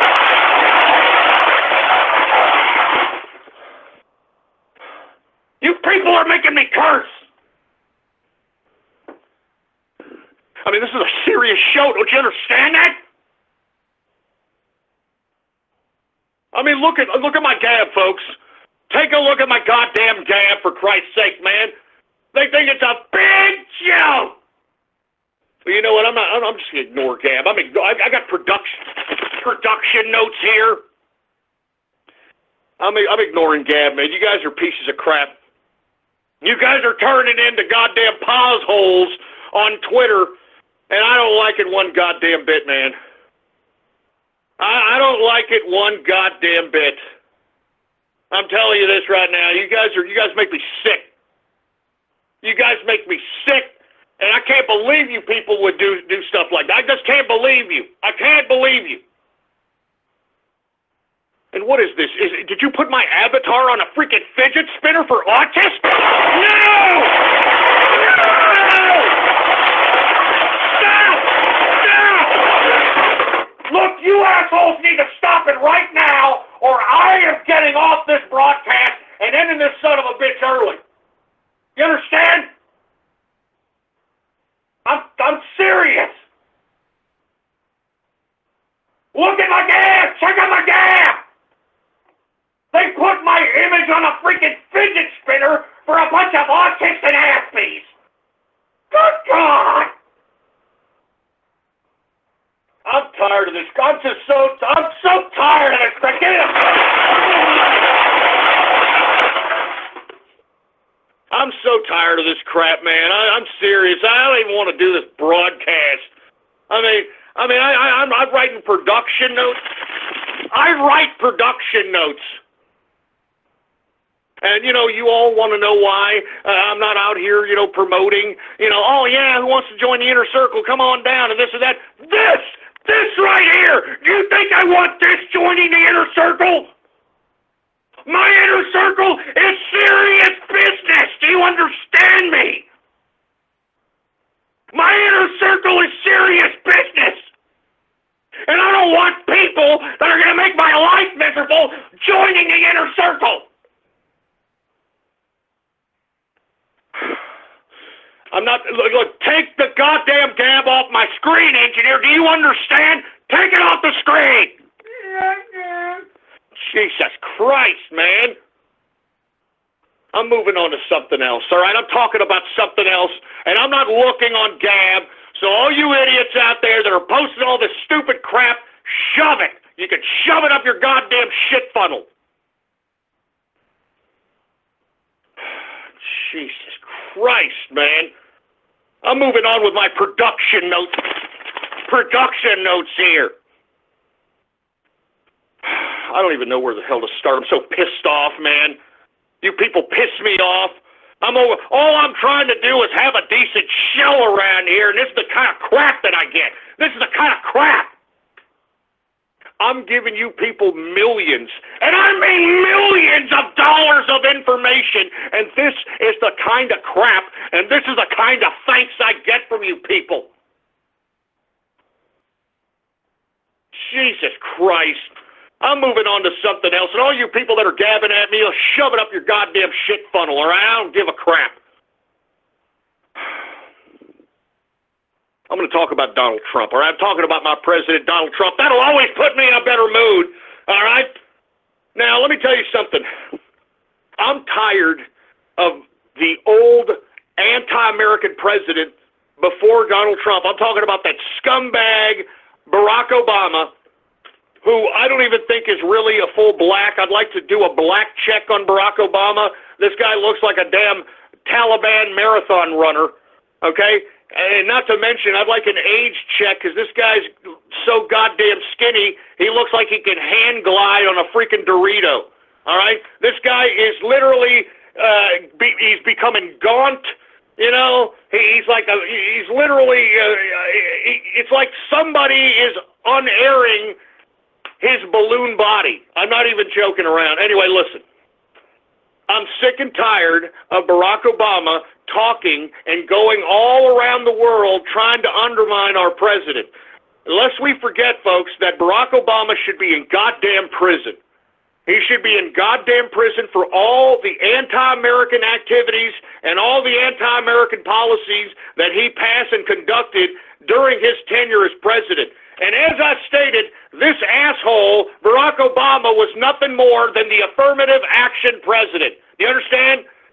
And that's why everybody voted for him.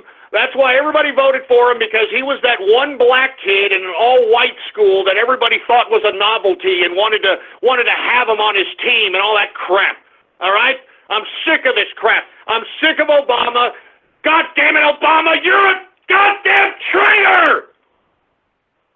Every policy that Obama passed, everything that he did, tried to demoralize and destroy this country. And why do you think Obama's not spending any time in America? He hates this country. I mean, take a look at the policies that he did. He hated this country. He sold out this country. Under his tenure, he amassed more debt. Barack Obama amassed more debt than all previous presidents before him combined. This guy is a piece of trash, and I will not rest until this man is in prison. You understand? I will never let anybody forget what Obama did to this country. You understand? Now, the reason I bring up Barack Obama is because he's continuing to air out his little fruit bowl, tranny-loving grievances. All right? He's criticizing our president. He's trying to take subtle jabs at POTUS, trying to undermine Donald Trump, for Christ's sake, man. Why don't you just go away, Obama, all right? Why don't you just go away? The 8-year tenure that you were as president destroyed this country. I mean, all you got to do is look at the numbers, for Christ's sake. Take a look at how many people ended up on welfare, on food stamps, who were unemployed. Take a look at those people. Take a look at everyone who suffered.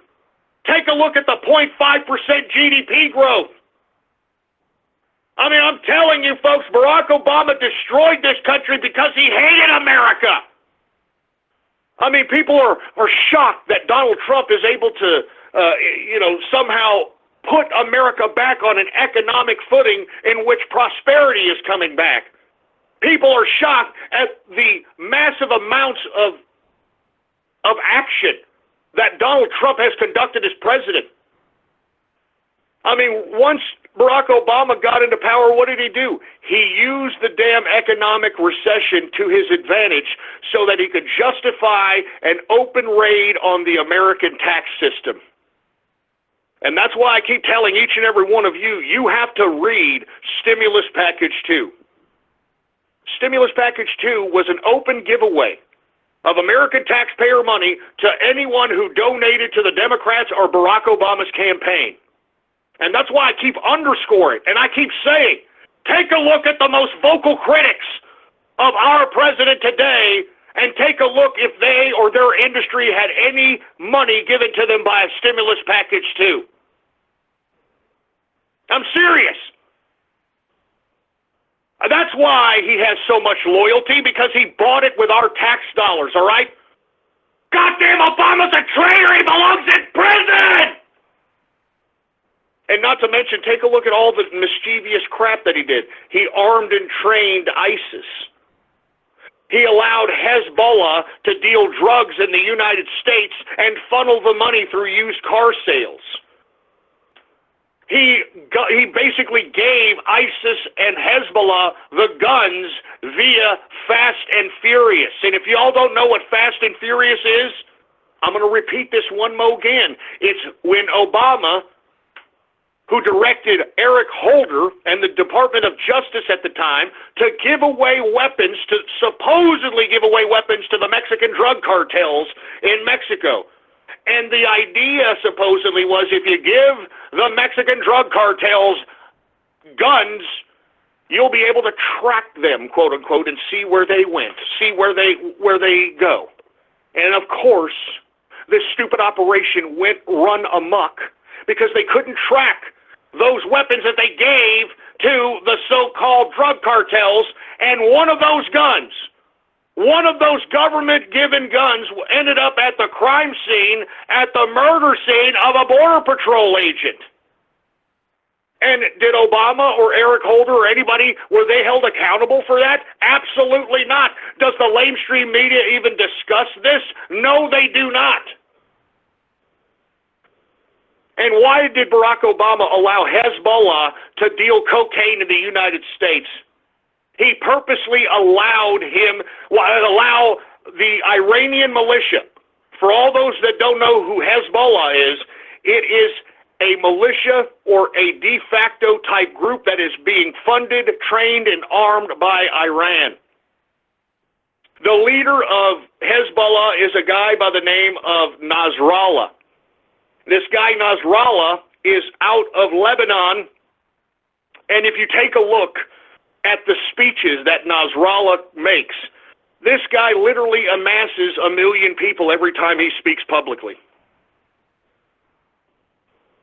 So, and this was before, all right? I mean, Nasrallah and Hezbollah, this was before Obama allowed Hezbollah and Nasrallah to deal drugs and cocaine in the United States, folks. And anybody who is trying to deny, like Mary Harf and all these other Obama surrogates, are trying to deny that Obama looked the other way and told the agents of Project Cassandra, because that was the task force to investigate and take down the Hezbollah criminal network that is within the United States borders. Barack Obama and his Department of Justice told the agents from Project Cassandra to stand down and to no longer investigate the coke running, the gun running, the money laundering that Hezbollah was conducting inside the borders of the United States. Why did Obama do this? Because he didn't want to jeopardize the bastion of his tenure, the Iranian nuclear deal. And folks, if you think the Iranian nuclear deal was a good deal, you're an idiot. I mean, that was the most treasonous deal of deals of all time. Because, folks, what happened here was a exchange of money that is so illegal that, I mean, it's much like President Trump says. They had $1.6 billion in cash flown into Iran. Cash. And it's like Donald Trump said, where did they get this cash?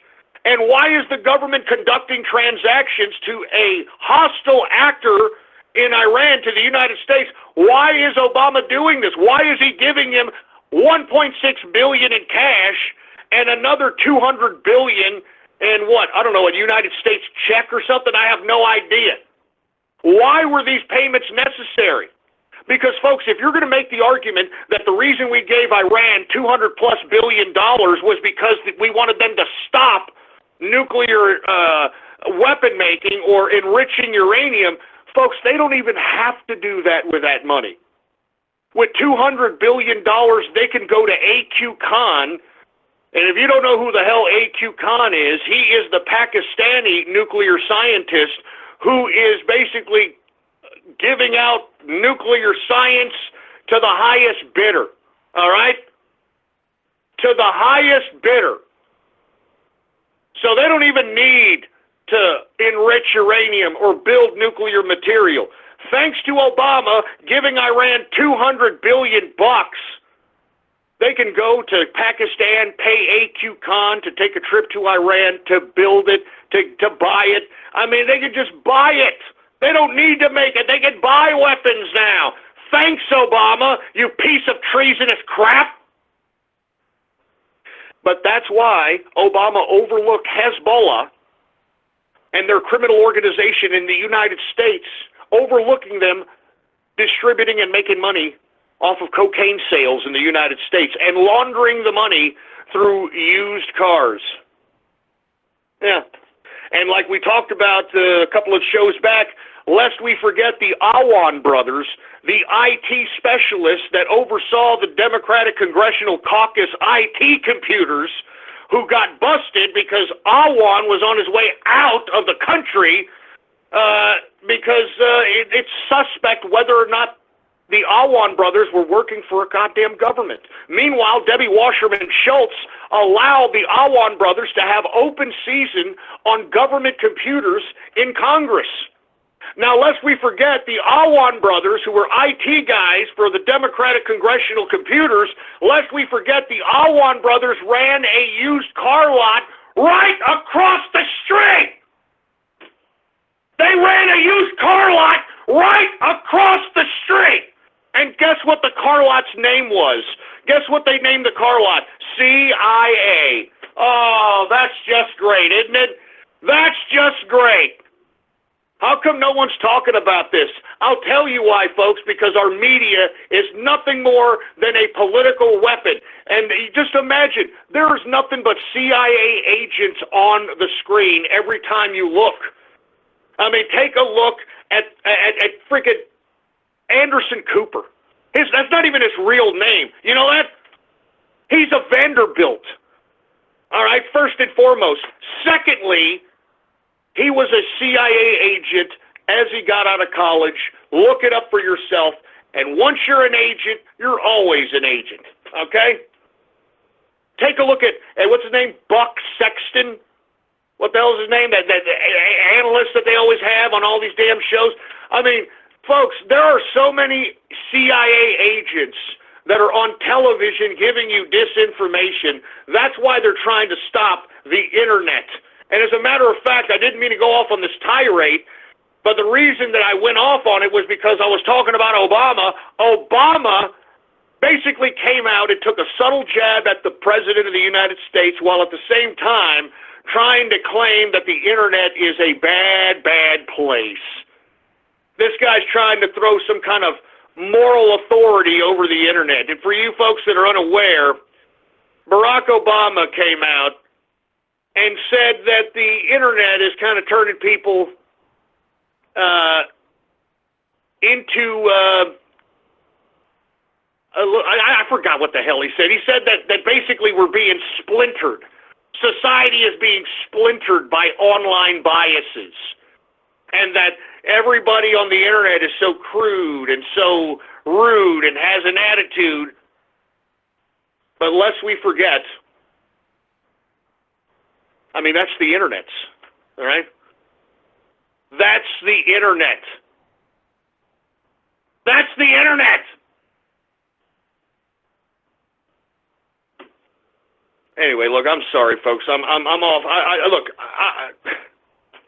I'm a little off keister because I can't believe that we have so many people that are within the United States government trying to stop the United States president. We've got the FBI, elements of the DOJ, people within the bureaucratic system of government, the Democrats, the Republicans, the court systems, the international bureaucracies, the UN, the EU, NATO, all this crap, man. And all Trump is trying to do is make America great again.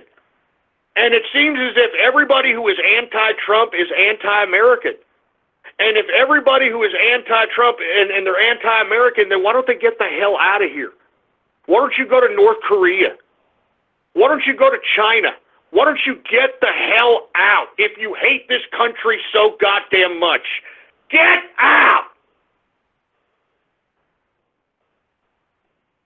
I'm just saying, man, I'm tired of this anti-American freaking asshole Obama going out and talking garbage. You know, I mean, look, this guy should be taken to jail. Jesus Christ, man. Anyway, let me move on. Obama is a treasonous asshole. Everybody gets it. He's trying to take a jab at Trump. But you know what, Obama? I think that you need to take a look in the mirror and realize that you're a soulless piece of trash, that you could sit here and smile and tell people one thing and do the complete opposite and then come back and smile in their face and say, well, I didn't do it. You're a soulless scumbag, Obama, and I do not like you, and I will not rest until you are in jail. Anyway, and speaking of deep state, how about Robert Mueller, huh? How about Robert Mueller and their special investigation, their special counsel into this whole Russia-Trump nonsense? Have you read that this damn thing could turn on for another year? It could go on and on for another year, they're talking about. And what is Mueller really exposed outside of the fact that the FBI and the DOJ are a bunch of Democratic political weapons? Huh? And they found that Michael Flynn misspoke in an informal interview when he didn't even have his lawyer present. I mean, you know, Paul Manafort being indicted for not registering himself as a foreign agent.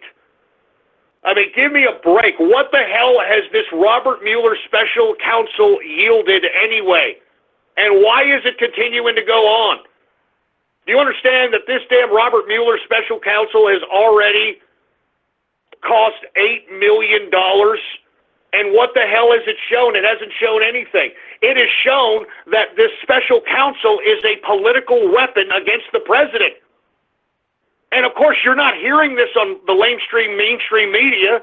You're not hearing that the head of the FBI's counterintelligence division was the mastermind in trying to cultivate and gather this Russian dossier, and once he got it, he used it, and look, that's exactly what happened, folks. Jim Jordan knows it, Trey Gowdy knows it. I mean, these people in the House Judiciary Committee, they know it. They know that Peter Strzok utilized that Russian dossier and used it as evidence in a FISA court to justify wiretapping Trump and his associates. And as we all know, folks, that Russian dossier was 100% fake. Not to mention, it was created by Russians themselves. And not to mention, Hillary Clinton's already admitted that she paid for the Russian dossier. She admitted it. Now, how is that not collusion in an election? How is that not collusion? Hillary Clinton admitted that she paid for the Russian dossier, as well as the Democratic Party. And Fusion GPS, they cultivated this dossier from Russians. Russians. So why exactly is what Hillary Clinton did, purchasing a dossier for $12.5 million? Yeah, that's how much that fake Russian dossier cost. $12.5 million so that the FBI's head of counterintelligence could use that document as justification, as evidence to the FISA court to wiretap Donald Trump and his associates. How is this not Russian collusion, Mueller? And this is why we have to put this at the focal point of our thoughts. We have to amplify this in every media possible, forum posts, social media sites, at the dinner table, everywhere. Everywhere. I mean, do you understand?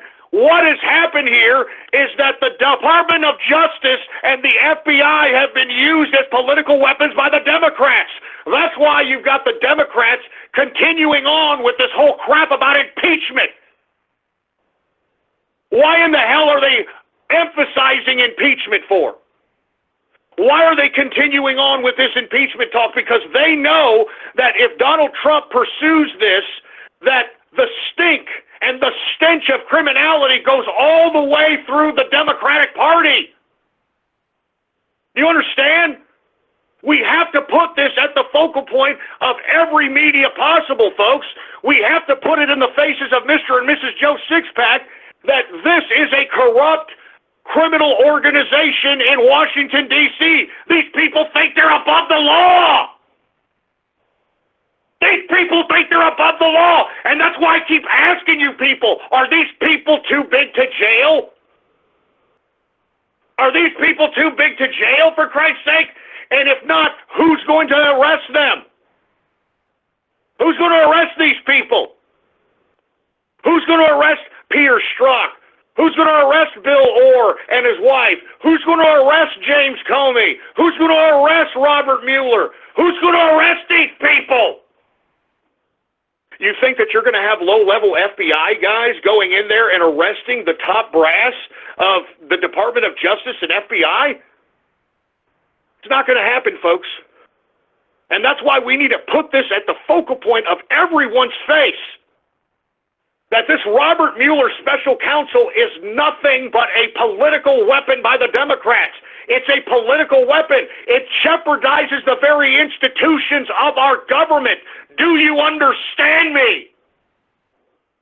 And if we sit by and say nothing and do nothing, then we run the risk of our president being put in a very vulnerable situation, for Christ's sake.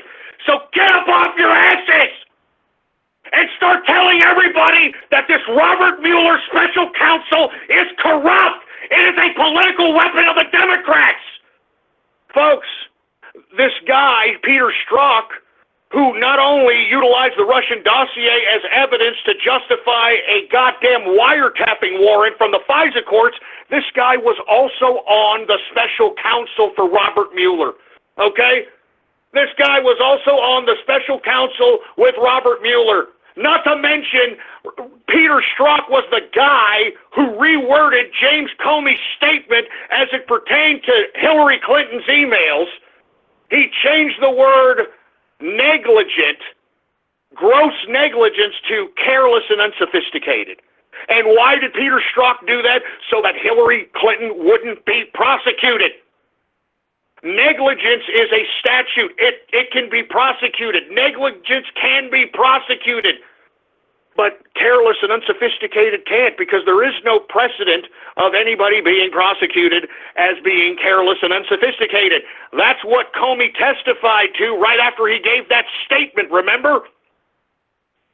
These people think that they're bureaucratically slick and that they're above the law. And because they have the mainstream media backing them up, folks, we're not seeing the type of uproar we should be seeing from everyday Mr. and Mrs. Joe Sixpack in America. And that's why I am encouraging all of you. We need to amplify this information, folks. If we want to continue to make America great again, if we want to continue to have Donald Trump as our president, we have to amplify this information. Do you understand me? These people are corrupt. These people need to be put in prison. They need to be arrested. But who's going to arrest them? Folks, the FBI is corrupt. I hate to say this, it's corrupt. And it should be dismantled as far as I'm concerned. And you know something? Some idiot came out. Y'all remember Bernstein from Woodward and Bernstein. If you all aren't familiar with Woodward and Bernstein, they were the guys from the Washington Post that unearthed Watergate. All right? Watergate. Now, these guys, Woodward and Bernstein, that was their claim to fame. That was their claim to fame. Now, this goes to show you how corrupt the FBI is. Who was Deep Throat? Deep Throat was the source of information that was the basis of Woodward and Bernstein and their Watergate investigation. Who was Deep Throat? Deep Throat was none other than Mark Felt. He was the associate director of the FBI. Mark Felt, this asshole, this corrupt piece of trash, was the one giving these leaks out to Woodward and Bernstein. Now, I want to explain something to you. Now, Bernstein came out here recently and suggested that the FBI isn't tainted, the presidency is. Now, why is Bernstein so loyal to the FBI? Because they gave him the information to make him the pompous-ass institutionalist journalist that he is. This proves that the FBI has been corrupt for years, for decades. That's who supplied Woodward and Bernstein their goddamn source of information. That's who Deep Throat was. Mark Felt. Deputy Associate FBI, for Christ's sake. FBI. Corrupt. Corrupt. Corrupt. I mean, do you understand, folks? We can no longer accept this idea, well, there's a lot of good men and women at the FBI. It's just these bad ones. Hey, assholes, it's all the top brass. It's all the top brass, for Christ's sake, man. I don't want to hear this crap that, oh, we've got great men and women at the FBI. Are you kidding me?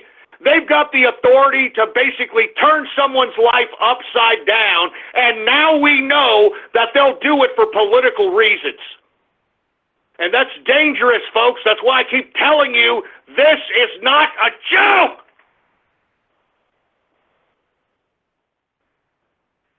Jesus Christ. Anyway, we're well into the third and final hour of the True Capitalist Radio broadcast. And of course, I am your host, the man they call Ghost. And once again, I want to thank you very much for tuning in with me. If you have not done so, please follow me on Gab, folks. It's the only social media website that I conduct myself in. You can get there by typing in your browser GAB.AI. That's GAB.AI. And you can follow me under the name on that website, Politics Ghost. All right, all one word, no underscores, Politics Ghost. And I would also like to remind everybody to please, all right, spread it around like wildfire, all right? Let everybody know. Let everybody you know about this particular broadcast, all right? Spread it on the Facebooks. Put it on the Poshole Twitters. I mean, spread it around like wildfire. The only reason that I have hundreds of thousands of people listen to me throughout the world is because of people like yourself who take the link and spread it around like wildfire, all right? It's just a freaking click, man. Anyway, once again, Robert Mueller, special counsel, nothing more than a political weapon for the Democrats. And I don't know what it's shown. I mean, what has Robert Mueller, special counsel, shown other than the fact that the DOJ and the FBI, the top law enforcement institutions of our country, are a bunch of corrupt, politically weaponized pieces of shit. Excuse my French. I'm sorry, but it had to be said. All right? Anyway, let me move on, folks. I want to talk a little bit about this blast that happened in St. Petersburg, Russia. Now, the reason I bring this up is because no one has taken responsibility for this blast, and I can tell you right now that it is not Islam, okay? And why is it not Islam? Because, folks, I told you that Ramzan Kadyrov, who is the Chechnyan rebel leader and now the leader of Chechnya, dedicated and pledged his allegiance to Vladimir Putin, which is rather perplexing because it was the Chechnyan Islamic rebels that have been consistently conducting terrorist acts within the borders of Russia itself. And now, here about 2 or 3 weeks ago, Ramzan Kadyrov pledged his loyalty to Putin and stepped down as the leader of Chechnya so that a new leader could be appointed to Chechnya by Moscow? I mean, isn't that the whole reason why Chechnya and the rebels, the Muslim rebels in Chechnya fought? And the whole reason why they committed all kinds of suicide bombings and terrorist attacks on Russia so that they could be an autonomous country and choose their own leaders and not be a puppet of Russia. And here you've got the leader of the Chechnyan rebels, Ramzan Kadyrov, pledging his loyalty to Putin. Remember when I broadcasted and announced that Ramzan Kadyrov was pledging his allegiance to Putin? I said that Putin was selling himself out to the Muslims. He was selling out to the Muslims, and why was he doing it, folks? Because he needs the Muslims to protect him. He needs his Russian Muslim contingent to protect him. Why? No one wants Putin in power anymore, all right? No one wants him in power. People are protesting. He's having to throw young people in jail. He's having to kill people. No one wants Vladimir Putin as president. And this guy's running for re-election in March.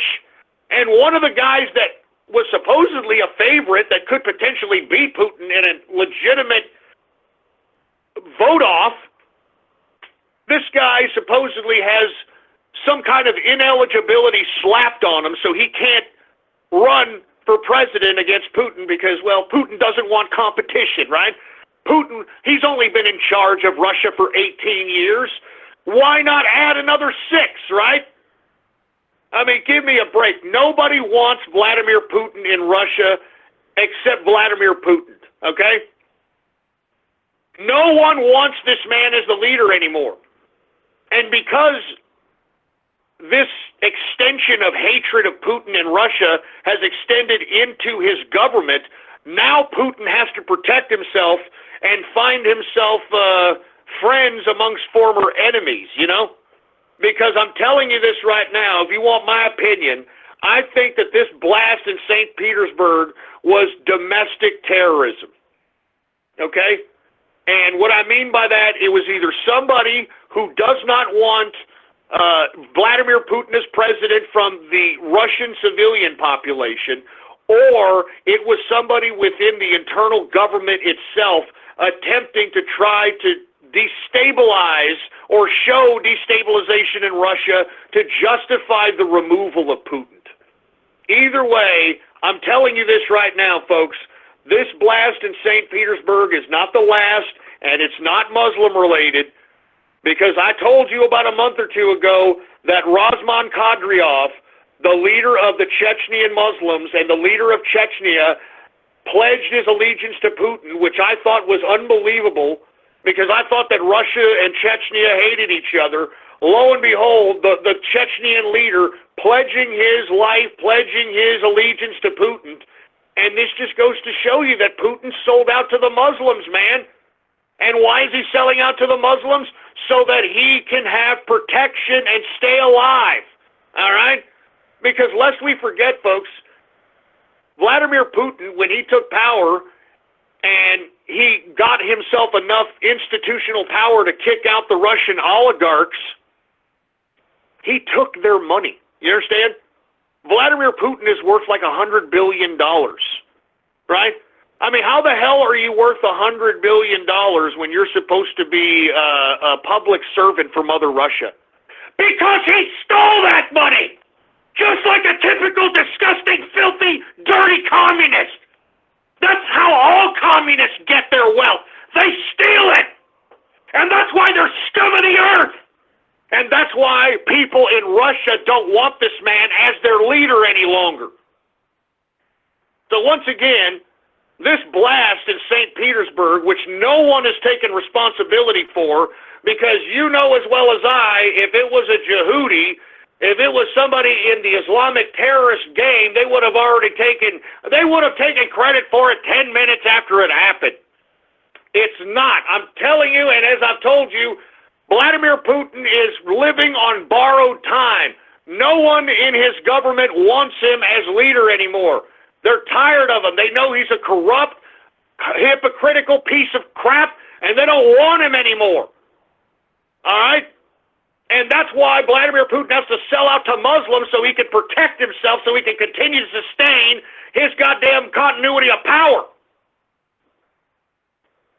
And that's why I'm telling you, folks, I mean, I don't know why everybody was praising Putin during the 2016 election.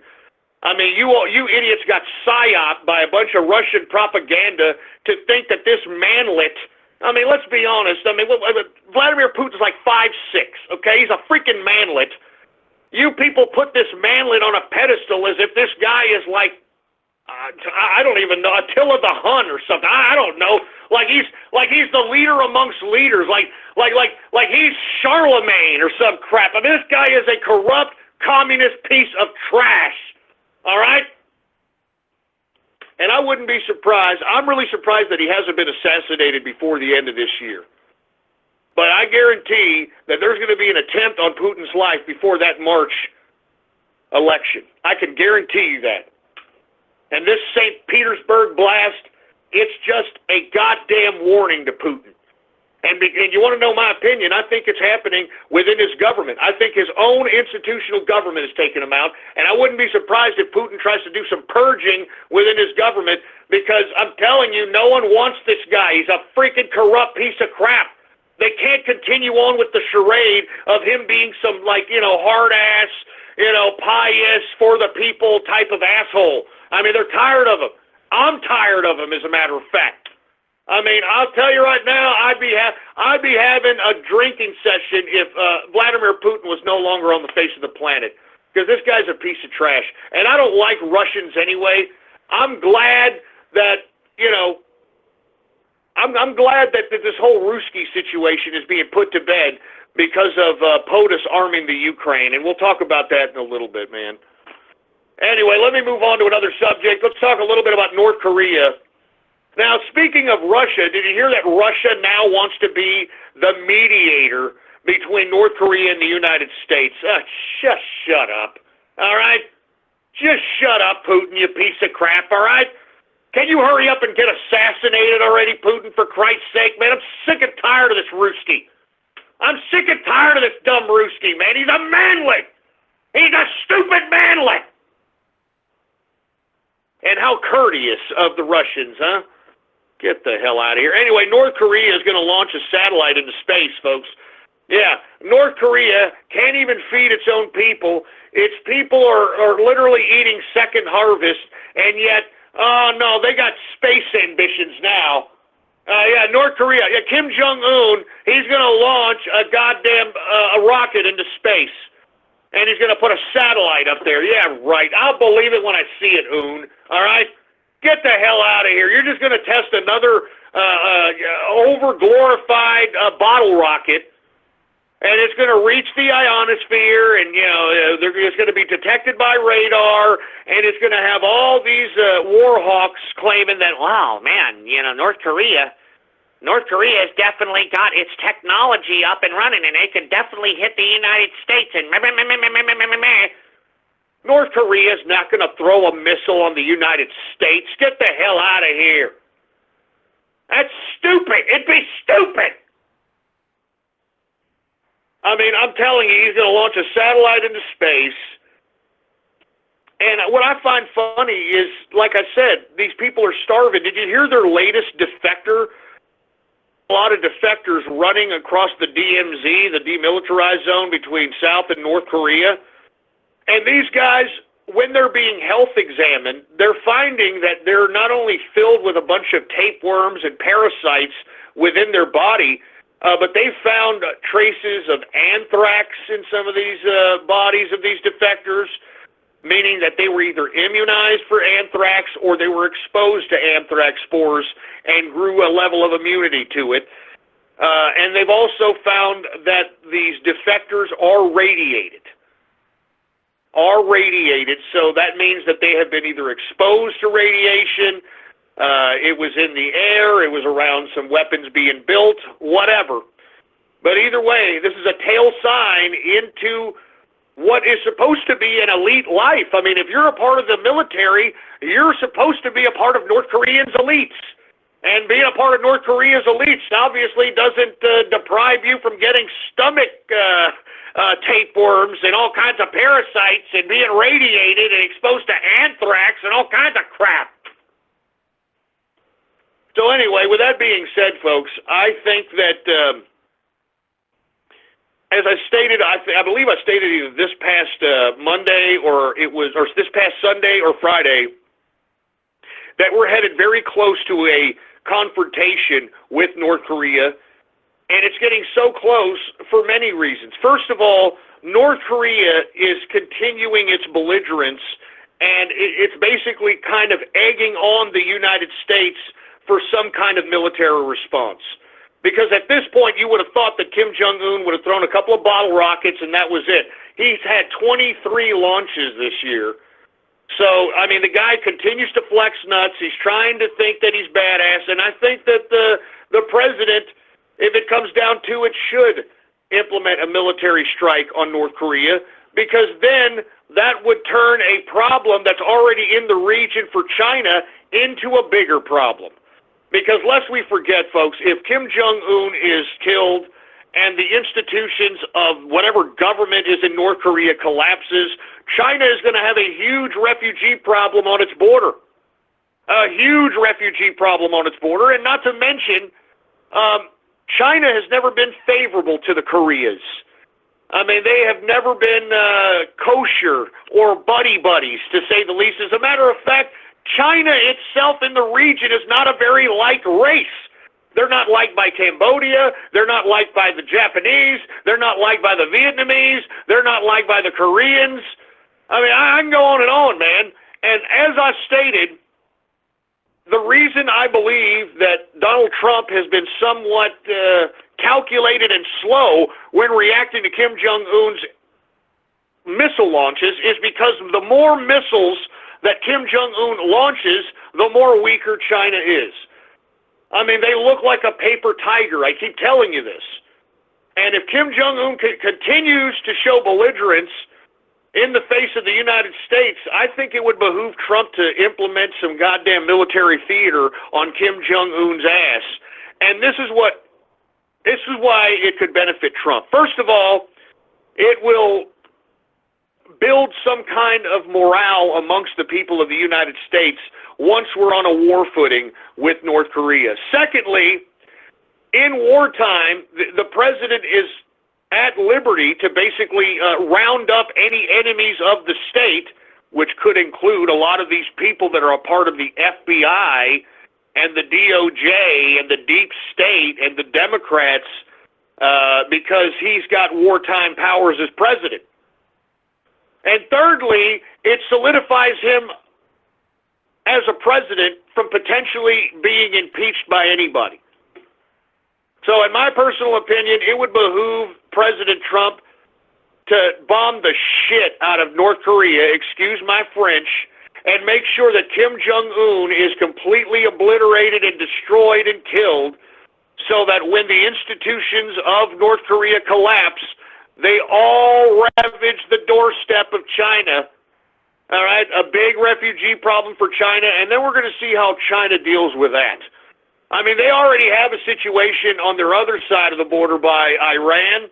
Even though they were supposed to be hugging and kissing, Iran and China, at the BRIC summit, we heard about 2 or 3 weeks ago that China shot down a spy drone from India.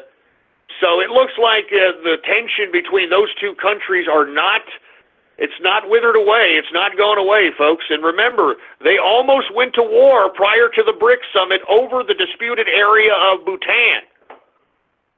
So this is a very interesting chain of events here, folks. And it'd be interesting to see what the hell's going to happen with North Korea. Now, North Korea has now hinted, and I believe it's because of the latest rounds of sanctions, they have hinted that they will talk.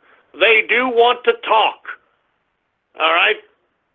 They want to go back to the negotiating table, but as far as I'm concerned, there's no use going back to the negotiating table with these idiots. We've been at the negotiating table with them since 1994, okay? Bill Clinton decided to escape the six-party talks because that's how the international community was communicating with North Korea prior to 1994. They were utilizing the six-party talks, which included the United States, Japan, South Korea, Russia, China, and one other country. I forgot the other country. Anyway, Bill Clinton decided that he was going to exit the six-party talks, and he was going to unilaterally negotiate with Kim Il-sung, which is Kim Jong-un's grandfather. And what happened is that Bill Clinton negotiated an agreement called the Joint Framework Agreement, in which Bill Clinton basically gave the technology necessary to the Kims to enrich uranium, okay, to enrich their uranium. They gave them the light water reactors, they gave them all this money, and lo and behold, the supposed ambitions of nuclearization of North Korea was supposedly averted, right? Well, then George H.W. Bush, George Bush Jr., came into power, and he said during his campaign that he was not going to honor the Joint Framework Agreement, and as a result, that's when Kim Jong-il kicked out the IAEA inspectors, kicked out the UN inspectors out of his country in 1999 and 2000, kicked them out, and then they turned their nuclear reactors on and have been enriching uranium ever since. Now, as you saw with Obama after Bush, Obama did nothing. Obama did absolutely nothing to solve this whole North Korean crisis.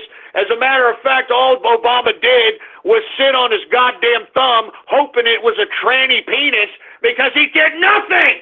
He did nothing to this North Korean crap. And hence, folks, that's why we're having a problem with North Korea right now. We've been dealing with these assholes since 1994, and look, I think it should be more than necessary for POTUS, for Donald Trump, to kick the crap out of North Korea and execute Kim Jong-un. Because you execute Kim Jong-un, I believe the whole goddamn country goes down to piss, and China's going to have himself a hell of a refugee problem. And by the way, China deserves it as far as I'm concerned, because they're pieces of crap. Anyway, let me continue on, folks. We're running out of time here. Remember when the Turkish coup happened, folks, back in July of 2016?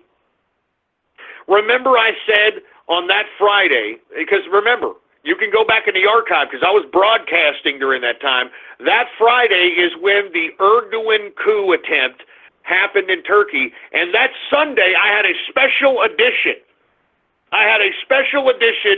In which I postulated that it was Russia that aided Erdogan to pull off this fake coup on himself. Now, at the time, folks, Russia and Turkey were supposed enemies because Turkey shot down one of Russia's jets in Syria. And supposedly they were on bad terms. And that's why people didn't believe me at the time that I suggested that Putin helped quarterback this Turkish coup on Erdogan on himself. 2 weeks later, after I made that broadcast, folks, Erdogan and Putin got together, and they've been friends ever since. And I also prognosticated on that show, and remember, folks, this coup happened in July of 2016, and I had a show that Sunday. The coup happened on a Friday. It happened during the show, and then I had a show on that Sunday, and I suggested that what Erdogan is doing with this fake coup, he was obviously spotlighting any of his enemies within his domestic home front while trying to highlight himself as some hero to the Muslim religion. Now, if you would have seen what was happening on Twitter once Erdogan emerged unscathed after the damn coup, every goddamn Muslim was praising Erdogan as some sort of valiant hero for Islam. So that's what the coup ended up doing. It ended up spotlighting all his enemies within Turkey, within his own domestic home front, and made him look like a hero within the Muslim world. And I said, folks, because of this, he is going to expand his geopolitical endeavors. He is going to try to take over old lands that were once in possession of the Ottoman Empire. And lest we forget that the capital of the Ottoman Empire was Turkey. So Erdogan has ambitions to reacquire some of those geopolitical areas that were once in the possession of the 500-year-plus rule of the Ottoman Empire. Now, the reason I'm bringing this up, folks, is because after that coup, I said that Erdogan was going to go into North Iraq, which he did. Erdogan was going to go into parts of Syria, which he did. And he's going to continue to expand onward to pursue what was once the land of the Ottoman Empire. And look at what Erdogan said today.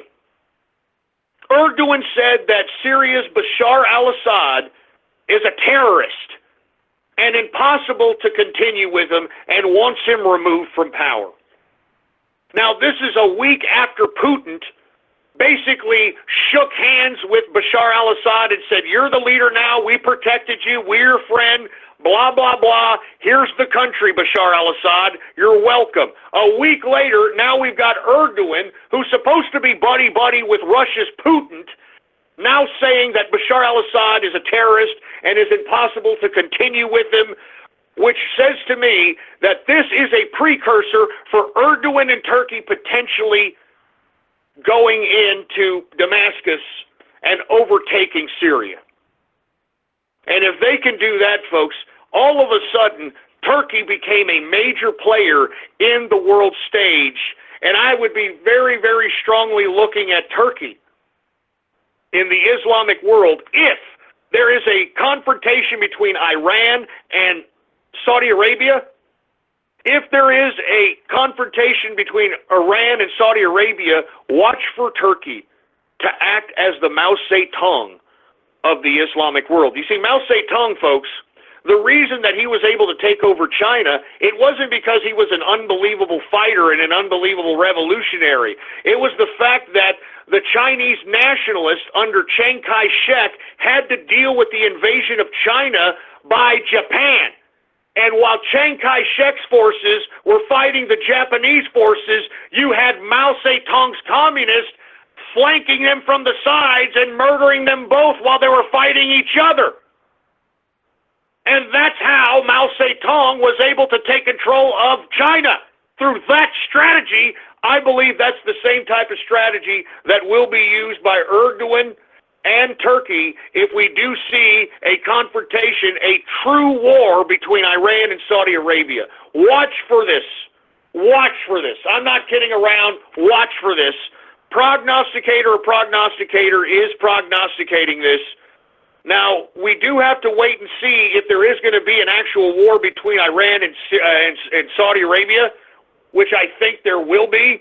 And if there is, watch for Turkey to flank these sons of bitches from the side so that Turkey can overtake the Islamic world as the superior power. I'm telling you this right now, folks. This is what it's turning out to be in the Middle East. Watch Turkey. Watch for Turkey. That's all I'm saying. Anyway, let's talk a little bit about the Ukraine. Now, for you folks that are unaware, I was broadcasting during the Ukrainian Revolution. I was actually encouraging the Ukrainian Revolution, lest we forget that I was on this broadcast highlighting the fact that the Russians were taking over the Ukraine via their own democratic institutions. Lest we forget that the former leader or the former prime minister of Ukraine was a Russian puppet. Was a damn Russian puppet, for Christ's sake, all right? And the reason we know this is that once he took power, he jailed the last leader of the Ukraine, which is a woman by the name of Tymoshenko. Timoshenko was arrested and imprisoned during the tenure of this pro-Russian leader of the Ukraine. Then the revolution happened, and the former leader of the Ukraine went to Russia in exile and with his tail between his legs. And now what we have here, folks, is a standoff between the Ukrainian rebels and Russia. And the reason that they're having a standoff is because Russia is trying to take geopolitical area from the Ukraine, specifically Crimea, because they believe that because there's more Russians in Crimea, that it doesn't need to belong to the Ukraine. So this is the standoff we have at this point in time between the Ukrainian rebels and Russia. Well, the President of the United States, President Donald Trump, in contrary to all this assumption that he is so pro-Russia, he signed off on arming the Ukrainian rebels with Javelin rocket launchers so that it can combat the Russian tanks that are encroaching on the area, the geopolitical area of the Ukraine. So the President of the United States, President Donald Trump, has armed the Ukrainian rebels against Russia. So for all you idiots that are claiming that there was any kind of collusion between Trump and Russia, or Trump is pro-Russia, or anything to that capacity, I'd like to refer you to the President of the United States arming the Ukrainian rebels against the Russians. All right, and specifically arming them with Javelin rocket launchers, which can take out tanks. All right? This is serious business, and I can tell you this, that Putin and those Russians ain't very happy about the President of the United States arming the Ukrainian rebels. All right, and this just goes to show you President Trump's stance on Russia. All right, actions speak louder than words, folks. Always remember that actions speak louder than words. And these actions by Trump prove that this man is not some lackey for Russia, no matter what the Democrats claim.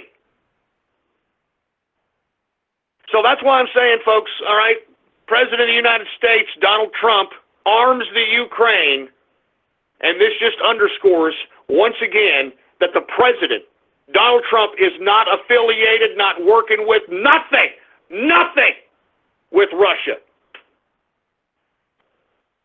I'm just saying. I'm just saying, man. Anyway, I want to continue on here. I want to talk about future scavenger hunts, okay? Now, I want to be honest with you folks. I think I blew about $500 of crypto on the on the scavenger hunts and whatnot. So what I'm going to do here is I'd like for everybody to go to ghost.report and take a look at the cryptocurrency wishing well, okay? And I've got a whole bunch of wallets there. I can't keep coming up with $500 in crypto to give out for scavenger hunts because, I mean, that's my investments, baby. You understand what I'm saying? You understand? Those are my investments there, baby.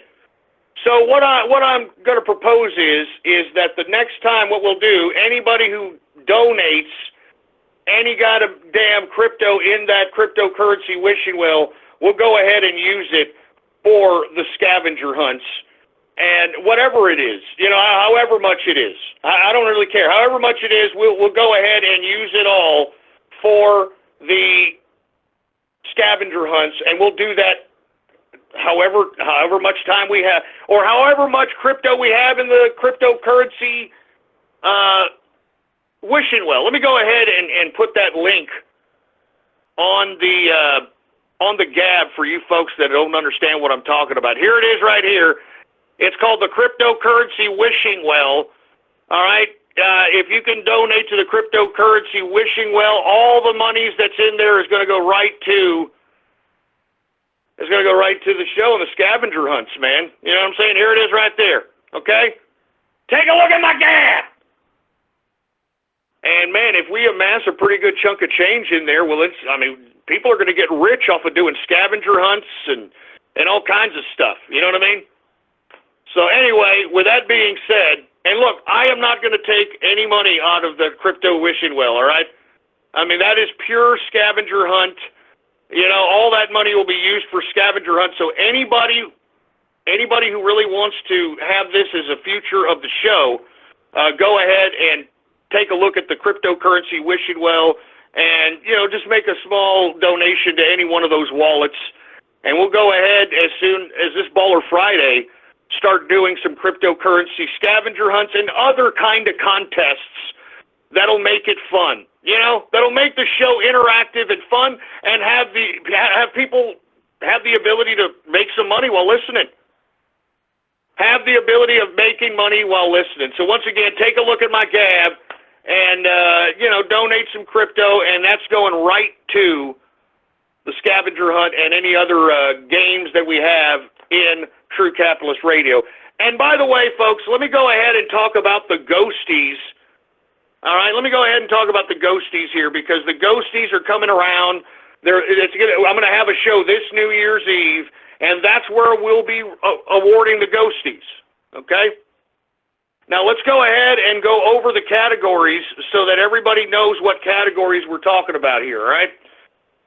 Now, categories are as follows: Best Shout-Out Name, Best Remix, Best Audio Splicer, Best Fail Troll, Best Trans Testicle, Best Mexican, Best Black Guy, Best Brony, Most Memorable Meme, Worst TCR Character, TCR Fan of the Year, TCR Chat Room of the Year, TCR Troll of the Year, and of course, the much coveted Capitalist of the Year, okay?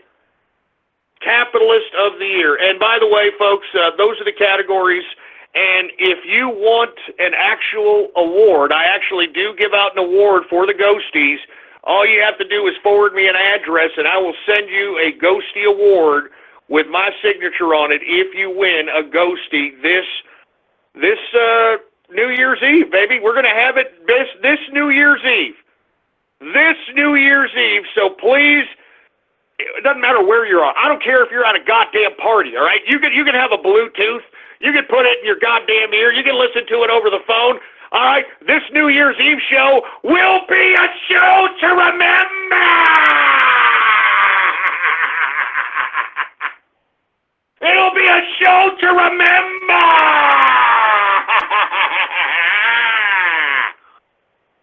Anyway, with that being said, I guess it's about that time for everybody's favorite part of the broadcast. All right, and I'm talking about Radiol Graffiti. That's right, folks, Radiol Graffiti, the part of the broadcast where the spectators become a part of the spectacle. All you got to do, all right, all you got to do is give me a call right now, all right, and what's that number, engineer? Put it up on the screen, 516-453-9903, and when I call on your area code, you've got exactly 3 to 4 seconds to say whatever it is that's on your mind. That's why we call this Radiol Graffiti, all right? And by the way, folks,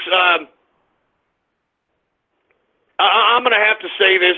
I know everybody's been asking me about, the inner circle slots when they're coming up. I'm going to be honest with you, man. I had to put a ridiculous price on these inner circle slots because I don't want troll terrorists, cyber vermin, autist, aspie, just idiots. I don't want them joining, man. We're serious business up in here. The inner circle is serious business, man. I mean, if anyone in the inner circle ain't worth at least $20,000 in cryptocurrency, they did something wrong. All right? They did something wrong. That's all I'm saying. And I have to look. I'm going to put like $300. All right, for the inner circle. I mean, I'm sorry, man. I mean, I had to double it. I mean, I don't know what else to do. The last person to pay for the inner circle slot was at $150, and believe it or not, I had to kick one of those bastards out. I had to kick one of those bastards out because for whatever reason, they were wanting to, show off their enemy porn or something. I don't know. We don't have time for that. We don't have time for that crap. We don't have time for man-children horse crap. You understand? We don't have time for this goddamn man-child cartoon crap. We don't have time for any of this autist, Asperger, man-child bullshit. So you people have forced me to put a $300 price ticket for the inner circle, man. I mean, I'm just saying. And everybody wants to be a part of the inner circle all of a sudden. Yeah, everybody wants to be a part of the inner circle. You know what? I had to do it, man. I'm sorry. You know what? And let me tell you, I put up the inner circle slots. Go to ghost.market. All you got to do is type in your browser, ghost.market, all right? Hook it up, and look, they're only going to be up there until maybe a couple of days after the new year, or when they sell out. There's only a limited amount, or when they sell out. And when that's it, man. That's it. Anyway, hey, engineer, do we got any goddamn Radio Graffiti calls to be had out here?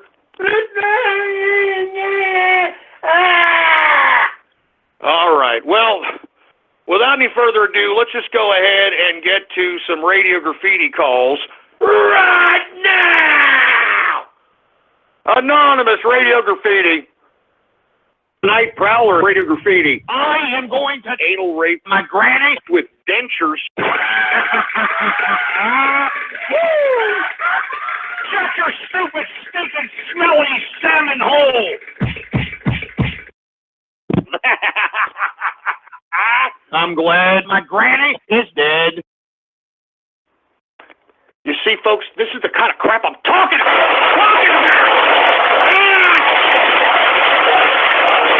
That's the kind of crap I'm talking about. You hear me? That's what I don't want in the inner circle. That's what I don't want in the inner circle, you piece of crap.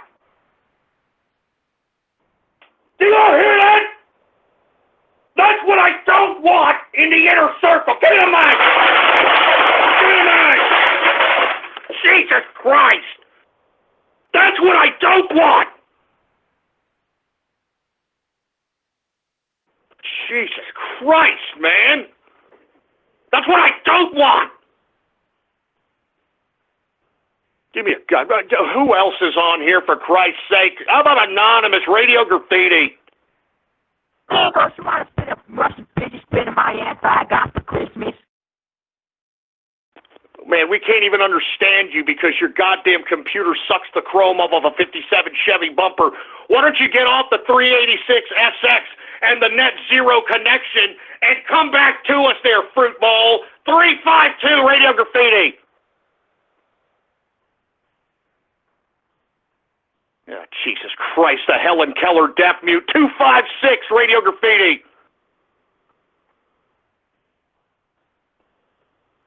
What the hell are you all playing butt darts or some crap?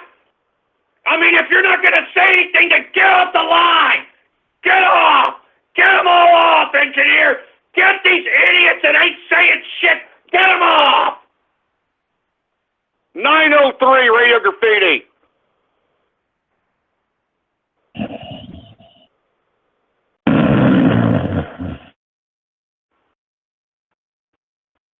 Oh, great. You blew a fart? I mean, how long were you holding in that fart? You know, that's bad for you. You know, you could tear your inside out, for Christ's sake. We got a farter over here, for Christ's sake. 336 Radio Graffiti. It's very important to me that we speak to kids about consent, that we speak to kids about identity. Yes, I freaking love Rebecca Sugar and Steven Universe, man.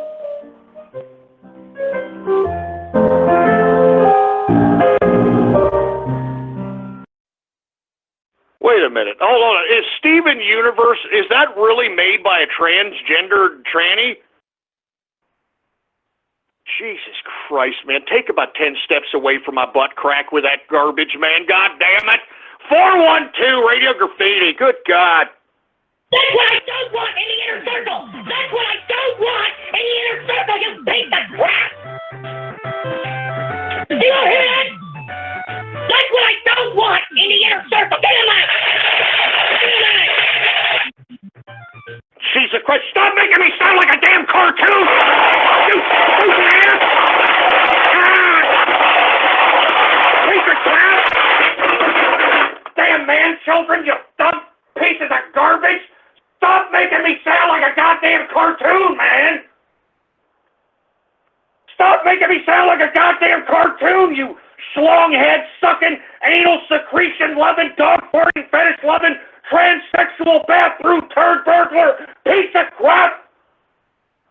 I'm tired of that cartoon crap! Give me the mic! Jesus Christ, man. Shut up with that garbage! Just shut up! This is the kind of garbage I'm going to take today? Jesus, 973 Radiol Graffiti.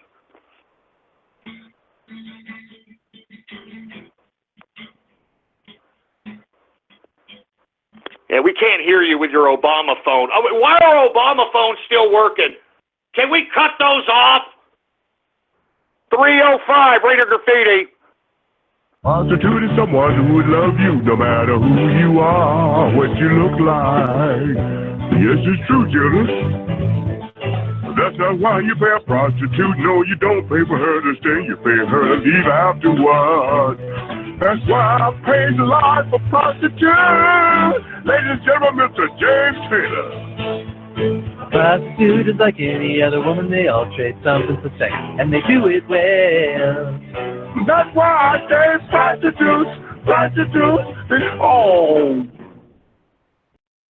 Wait a minute, hold on. Was that a song about prostitutes, for Christ's sake? Are you kidding me? Somebody got inspired to write a song about prostitutes. That's great. That's just great. 435 Radiol Graffiti. Johnny Walker, Blue Label, Ghost and Cripple, oh yeah! Shut up! You shut your stinking face, you dumbass! 352 Radiol Graffiti. Hey, Barbie. Hey, Obama. You want to go for a ride? Sure. Jump in. I'm a Bobby girl in the Bobby world.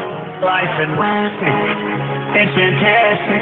You can brush my hair and dress me every year.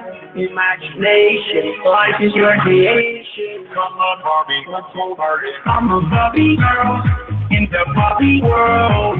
Life and it's fantastic. You can brush my hair and dress me every year. Imagination. You know what? Shut up, you anal object aficionado. All right? Stop. Don't do that to my president again. 901 Radiol Graffiti. Sit down, Pete. You move again, I'll beat the shit out of you. So maybe wake this baby. You don't need to see what I'm about to do. That's right, bitch. Are you always making sound and shit? Stop it, you. To see me and knock him out the blue. All right, we can't even understand that, for Christ's sake. That Obama phone sucks, man. I'm telling you, it's time to cut off Obama phones, all right? There's no need to keep Obama phones running. I don't even know why they're still running up at this point, for Christ's sake. Anonymous Radiol Graffiti. It's an effeminate black Templeton.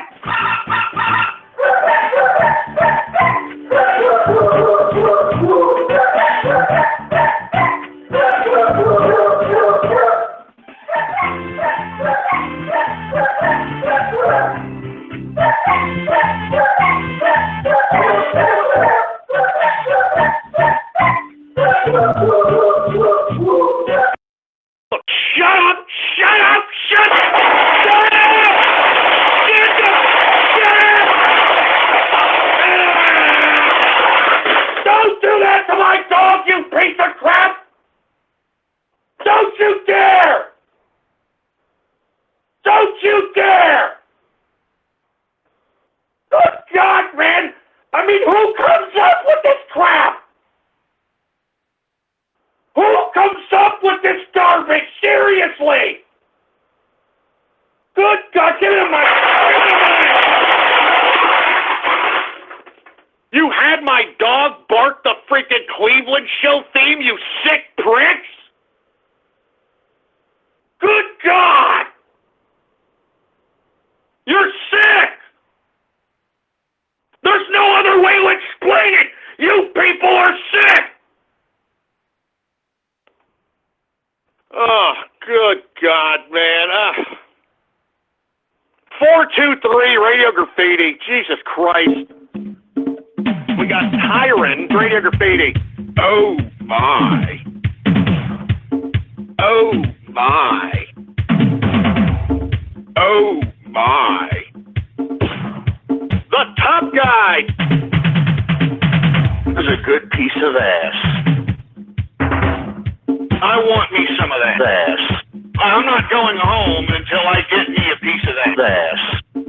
Oh, oh, my. Oh, oh, my. Oh, oh, my. Oh, oh. Ghost, wanna find out how many licks it takes to get to the center of my Tootsie Pop?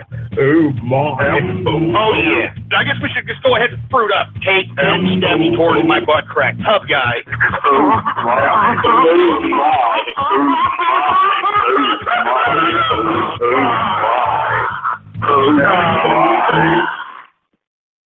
Get that sick crap out! Get that sick crap out of here! You pervert! You sick pervert! You've gotta be kidding me with that crap! You've gotta be freaking kidding me with that sick, perverted crap! Who comes up with this crap? Who comes up with this sick, perverted crap? Tell me! Because I don't understand it! It's sick! Did you all hear that? That's sick! That was sick! Good God, you guys are gay perverts! Good God, I can't believe this crap! I can't believe this crap! Give me the mic! Goddamn sons of bitches are turning this into a Fruit Bowl Wednesday! You're turning this into a Fruit Bowl goddamn Wednesday, and I don't appreciate it! This is what I don't want in my inner circle! Do you see? Do you all see? This is what I don't want in my inner circle! This is what I don't want in my inner circle! This is what I don't want!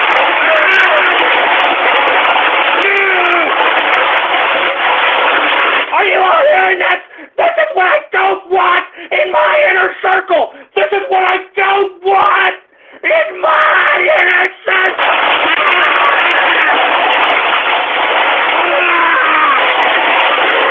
Oh, damn it!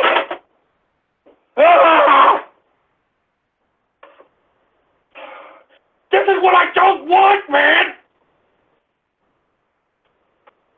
God damn it! I want capitalists! I'm tired of these troll terrorists and cyber vermin! I'm tired of it! Give me the mic! The goddamn mic! This is what I don't want in my inner circle! Do you understand me? Good God!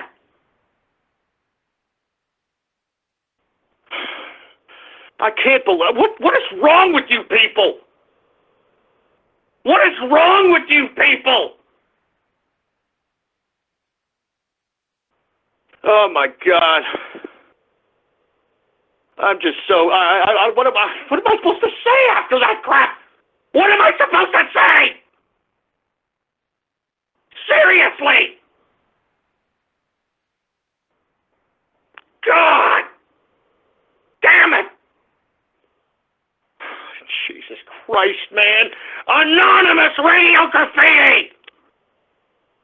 You know, with that $300, you can go to Infowars.com, 50% off male vitality pills. Shut up, you fruit bowl, and I can tell Super Male Vitality didn't let your nuts drop, you ballless prick!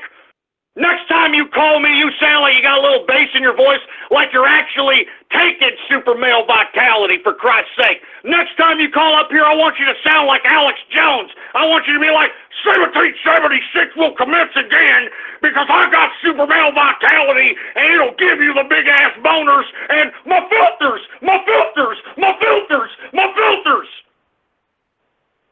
Give me a goddamn break. And not to mention, Alex Jones rips me off. He rips me off. My filters. He rips me off. Anonymous, Radiol Graffiti. We've got pylons, Radiol Graffiti. Have sex with my car. Oh, yeah. Yeah. Freaking love this.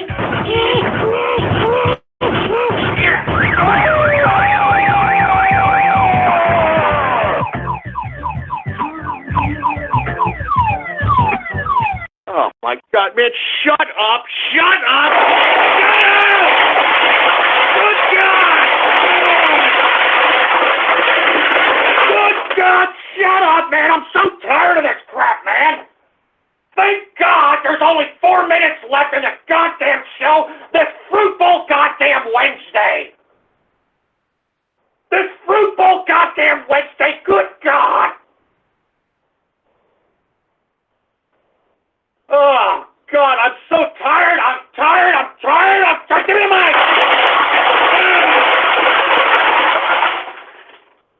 Where do you all come up with this crap? Oh, damn it, man. Oh, my God. I don't even know what to do. Anonymous, Radiol goddamn Graffiti. Yo. So, I got some Molotov cocktails for your inner circle. Antifa's coming for your bitch ass, boy. Yeah, I'm so sure. You sound like an effeminate black man. You sound like you're wearing a dress like Young Thug. You wear a dress? You sound like a ripoff of Alex Jones, my boy. Just letting you know. Real talk. Hey, don't call me your boy, Fruit Bowl, all right? Take about 10 steps away from my butt crack with that talk, all right? I could sound blacker than you, by the way. Really? Hey, how about you get Alex? Yeah, check this out. Check this out. Check this out. Check this out, baby. Check this out. Gee, what's up, man? Yeah, you motherfucker there's gonna try to talk all that garbage like you motherfucker black, baby. You ain't black, baby. You know what I'm saying? Gee. How's that? Now let's hear you. First of all, I ain't black. I'm Mexican. You dumb fucking cracker. Second of all, oh wait a minute. Wait a minute. Well, then why are you talking like a mayate if you're Mexican? Because I was born in Memphis, motherfucker. Okay, so what you're trying to say is that you're culturally appropriating black culture because Mexican culture, what? It's too busy eating a freaking bean and cheese or what? Nah, it's because with brown and black unity, you know, we're coming for your ass. You know, graffiti radio, graffiti chalk lines for your bitch ass. Just so you know that. Yeah, well, I'll be waiting right here, okay? And guess what? I live in a Mexican town. Come over here to San Hambonio and with your Mexican ass trying to talk black and see if these Mexicans don't shove a rubber tortilla up your wannabe brother ass, all right? I'm just saying. As a matter of fact, hey, pet Mexican, do you got something to say to this wannabe mayate over here? Man, that guy ain't Mexican. Yo soy mexicano aquí, güey. What's going on, Ghost? Hey, Memphis guy, you there? This Uncle Juan ass nigga here, man. I don't even want to hear this motherfucker, man. You a sellout if you with this motherfucker. Fuck your capitalism and fuck your bitch ass, fuck your right wing bullshit. Hey, you are Uncle Tom. Hey, for real. He's an Uncle Juan, man. He ain't with this shit. Uncle Juan ass nigga. Hey, listen. Keep your pipes sounding ass you know what? We don't want to listen, brother, because the bottom line is that you over there, you know what I'm saying, claiming you're Mexican when you're trying to culturally appropriate black folk. I mean, I can't wait till you actually come across black folk and they whoop your Mexican ass into goddamn burritos. You understand? Anyway, I didn't mean to get racial on here, all right? I have respect for everybody. I'm a melting pot of friendship, all right? Let's do one more. Anonymous, Radiol Graffiti. And, of course, it had to be that asshole. How about one more, Anonymous, Radiol Graffiti? Well, you're taking too long. Anonymous, Radiol Graffiti.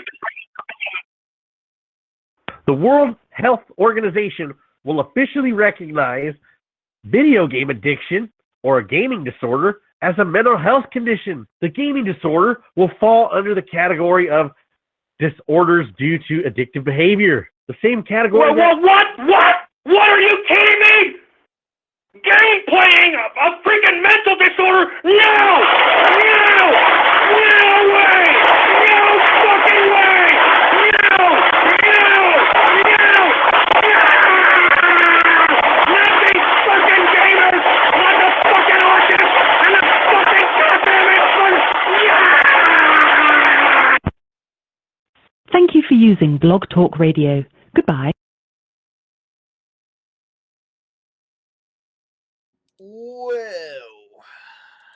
Well, that ending, wow. Oh my, that ending, yo, that ending. It wasn't a troll ending, but by God. Something that really is top news that actually triggered Ghost. Oh my. And with that said, guys, that is all for the True Capitalist Radio episode number 524. Right here on the BN. I am re-hoster or restream hoster BN King. And want to thank everybody for coming out tonight. And of course, I'll be giving up some shout outs here shortly if you guys want to stay and have some shout outs. Of course, it is crucial that, of course, before I do shout outs, that you guys, if any of you guys haven't, follow me on my Twitter. That's at the Running Network, or you can follow me on Gab. BN_King is the name. And also, you can also follow Ghost's Gab account as Politics Ghost.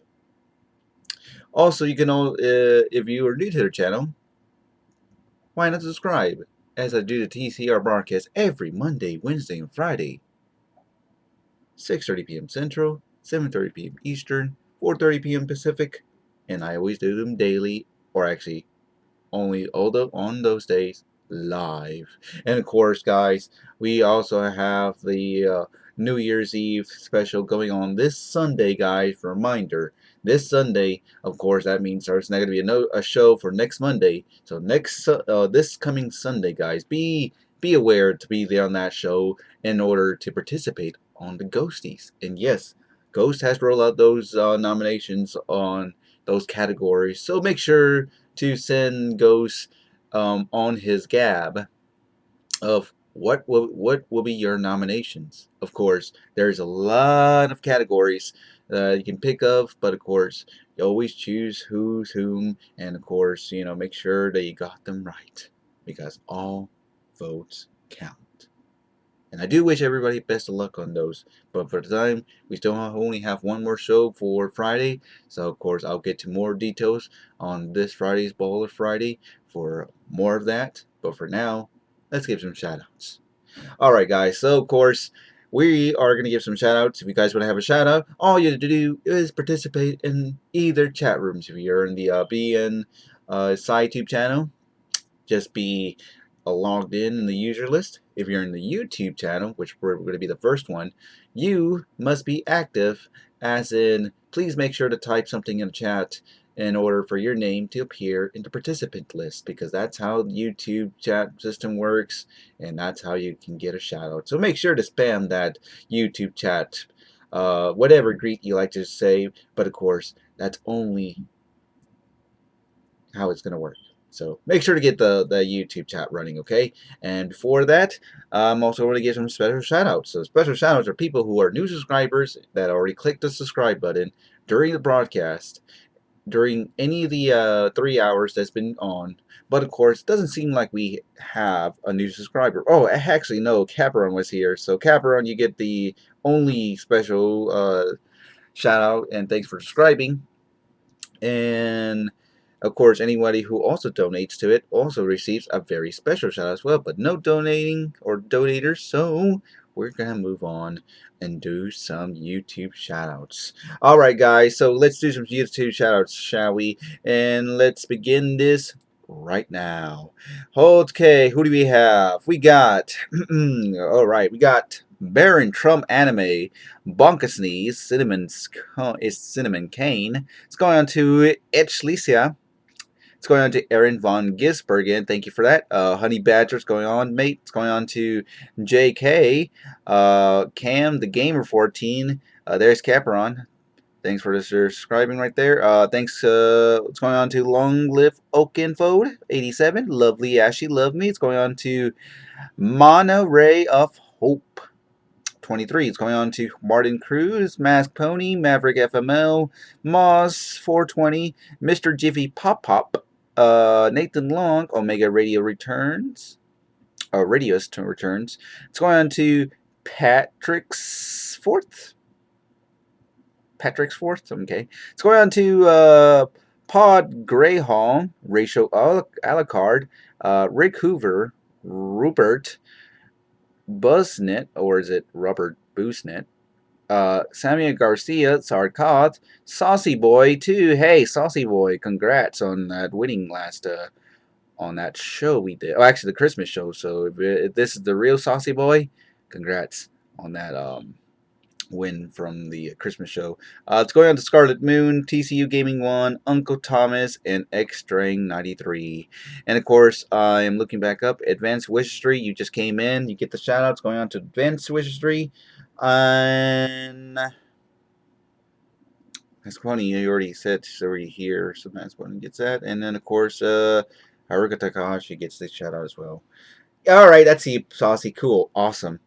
Hope you are holding some salt on that, because of course salt is going up in price. So hold on to that salt, peeps. And anyone who's holding salt, make sure to hold it strong, because long-term investment wins it. And I do say keep on it and try to invest as much salt as you can. I actually have like about 100 salt, and I'm about to invest more on salt. And of course, when it goes after the new year, that's when it gets more effective on those prices go high. And of course, you know, it'd be a good play on that. So make sure to invest in salt and hold it, okay? Don't move or anything. Just saying. All right. And then let me move on to shoutouts. I guess we already finished the shoutouts here on the on the YouTube channel. Oh yes, the Inner Circles slots are open on the Ghost Out Market website. But hear me out, guys. This is only for people who are going to be very serious about it. Before I get to side tube shoutouts, first of all, if anyone was going to get into this Inner Circle, here is the #1 rule on this. The price of it is $300, but the #1 rule in the chat room is you gotta be damn serious about going in. If you're spending $300 such a troll goes, you got another thing coming, man.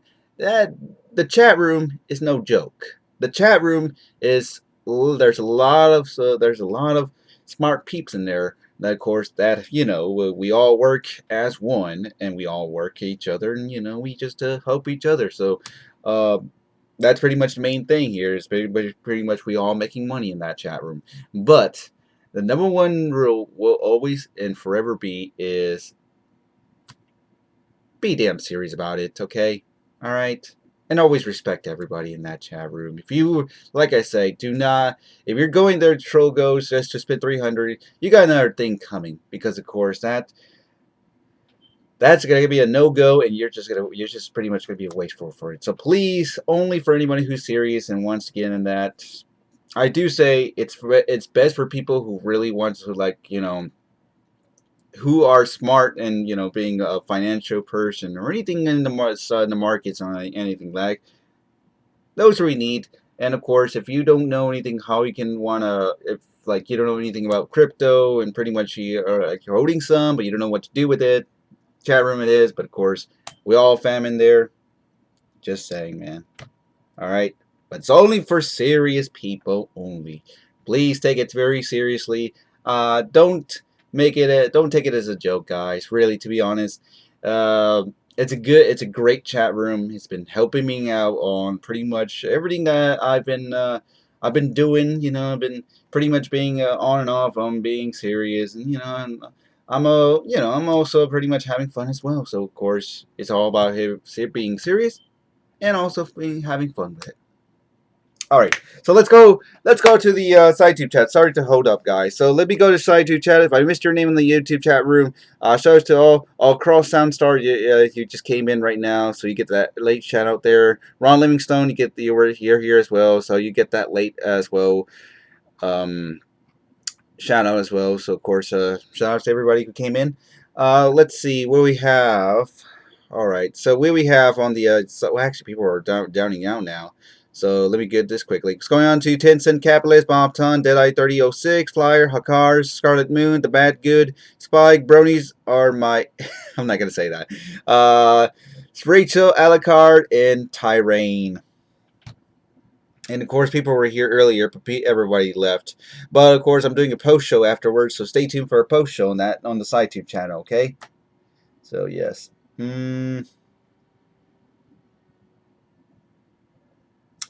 Pretty good remix, Tyrain. Pretty good.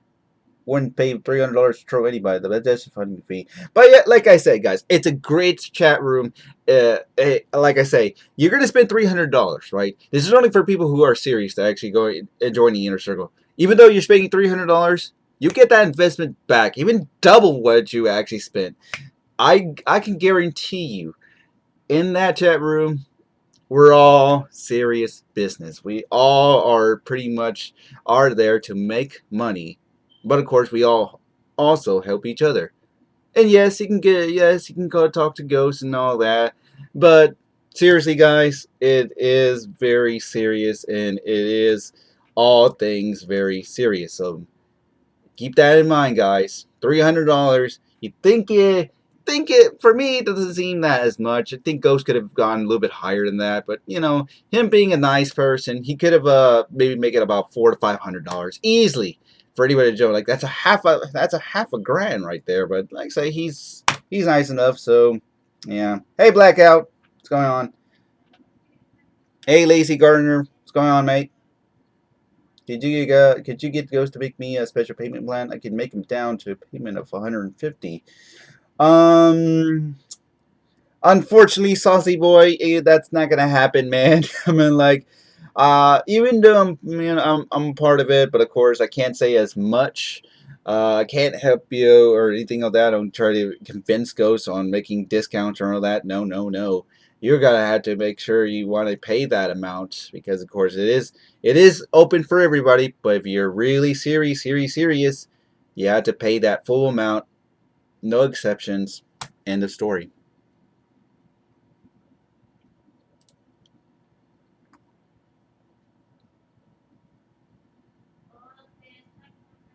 But yeah, it's all serious business, man. I can't guarantee you that, really, to be honest. I'm sorry. I really can't.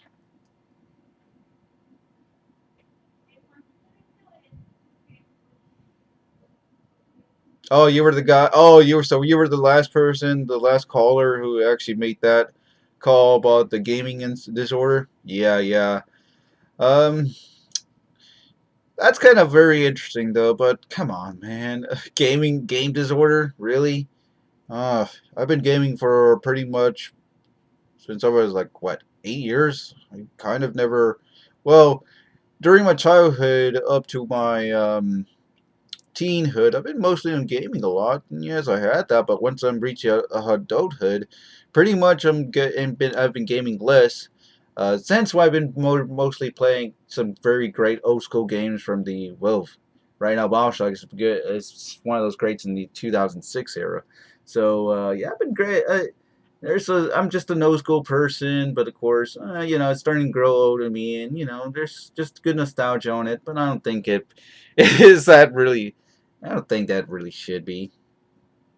Can. But that's funny what that trigger goes about it. It really did. Hey, Panda Guy, thank you for joining in. And I see you coming in right now, mate. But that's crazy, man. very crazy. Who in the right mind actually said, yeah, they're tars and gaming disorder, and yeah, anyone plays more than that, yeah. You know what's the more disorder here, guys? The most disorder. Even okay, look. Here's something that I think that this makes more sense. What about the live streamers disorders? How about that? Yeah, gaming and live streams mixed together. You see Twitch. You guys go to, maybe if you guys ever go to Twitch, you see these gamers. You see these people who live stream and they like game stream. Pretty much, let's see, the insane amount of a full day, like every day, and these people make money out of what, donations and stuff. I mean, what the hell, man? I'm like, that's even more disorderly than anything else I ever seen. I mean, like, come on. For me, I like this person in live stream, but seriously, I'm just there for the funds. I mean, like, and you are making a life out of it, but you're not gonna make anything out of it. Come on. I mean, it's like you're pretty much gonna. How do you say? You're pretty much gonna be staying in your parents' house and just gonna be gaming like that and using their internet. I'm like, come on, man. Why can't you just do it by your own self and do something big? Come on. I mean, like, I did had one plan when I was maybe a teenage, like whenever the gaming was big in popularity. I had a big deal on being a live streamer or that. What started me a bit as a live streamer was back in 2000. Was it 2012? Was it? Yeah, it was way back in 2012. And what started for me was just a hobby. Yeah, it was a hobby, and then it grew on me when it wasn't much in gaming. It was something that actually made my name for it, but I can't say what it really is because I really don't want to say it out in this archive chat being recorded in this chat, and I don't want to hear anybody else. If you want to know that, then pretty much you should have known me from me doing live streams. But if you know me personally, and you know what I do on that when it was 2012, then you personally know how I actually grown up to this point. But technically, being a live streamer is really just being there for your audience. You gotta like pretty much you're being supported, and you want to bring as much that you can, and just make it more lively and just being more more yourself and staying true how you are. Along the way things grow and things change and all that, but you're still you. And I am pretty much where I am at right now. But my God, if I was one of the, and I'm not like one of these live streamers out there, like live streaming every day. I mean, I gotta work. I mean, come on, I got a job, like an in real life job. And here's my job is okay. My job, as I'm a professional window cleaner. Like I really like. Just pretty much go out. I'm an independent window cleaner. I just pretty much go out. I go to like small businesses, even houses, and I clean people windows. And I make about, how do you say, I can make a no less than $300 a day. Yeah. So, and I work up my ass off about at least 8 hours a day for 5 days a week. So technically, I'm making money on the streets rather than being on a live stream, and you pretty much don't make as much. So which is better? You want to work in like some establishment? You want to be yourself? Be your own boss. I mean, I'm my own boss every time. I'm just one guy who goes out, and let me tell you, if I do a house, and I mean like a serious house, one house I can take for pretty much one day could cost me about between $200 to $500. Even a bigger house, like a 2-story, I can make $1,000 out of it easily, and just by cleaning windows. one of the easiest job in the world is cleaning windows, and it's personally where I actually work at, and I make money 8 hours a day and I don't even spend as much live streaming as I were like I used to, but because I'm already like a full grown, and I'm already moved on from it, so pretty much right now it's just getting a job. So and now jobs are not like as they were back in the day. So right now you can get almost any job. Now that these new tax plans are going to be in place for 2018, and pretty much people can actually get a job now. So if you're really lucky, you should really actually find a job that pretty much suits for you. And even though you're not, at least find one that actually pretty much makes a good amount, at least.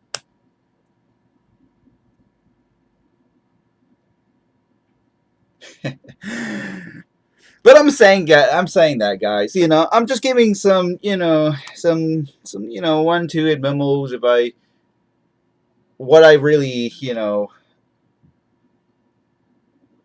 what I am as a person, to be honest. Like, I'm still human. I don't really stay around the internet too much because if I do, I don't know what it does to my brain, but I know that it won't be as good and it can rot for you, and these strange things can happen, and even weird stuff can really happen throughout the lives. So really, what more that you be ever wanted is just make your own. Why not just be something big?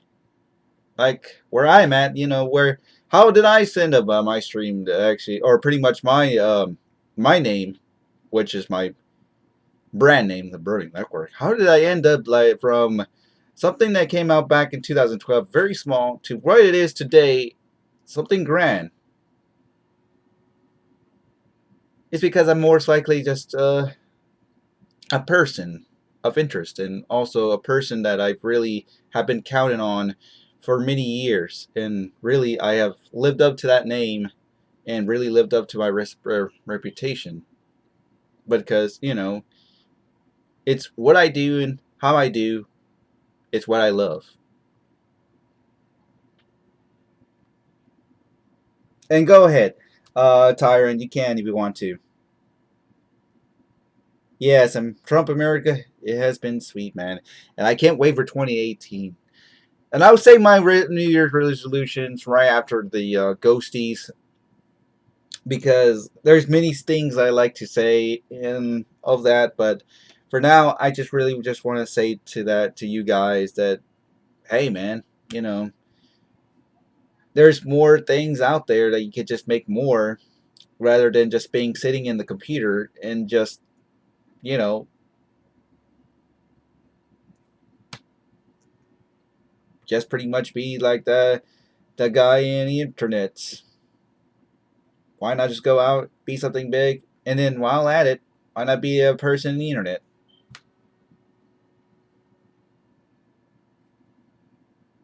That's all I'm saying. Yeah, look, we're gonna win the best chat room. Hey, look, guys, last year we were nominated as best chat room of the year. I mean, that's a grand reward for us, and I'm pretty sure this year we are also going to be nominated for it, and I'm pretty sure we'll be okay for 2017. But hey, at least for the 2017 for the best chat room, of course it will be for us. I mean, we're going to be one of those nominations, because come on, you guys from both chat rooms, the guys Ustream, and well, actually not the Ustream, the side tube channel and the YouTube channel chats are both are in one screen, and you guys are pretty much it. But we need something to actually separate that, because even though it's one entity and I just combine it, usually I just stick with one chat room. But two chat rooms to be one. You guys deserve way better than that.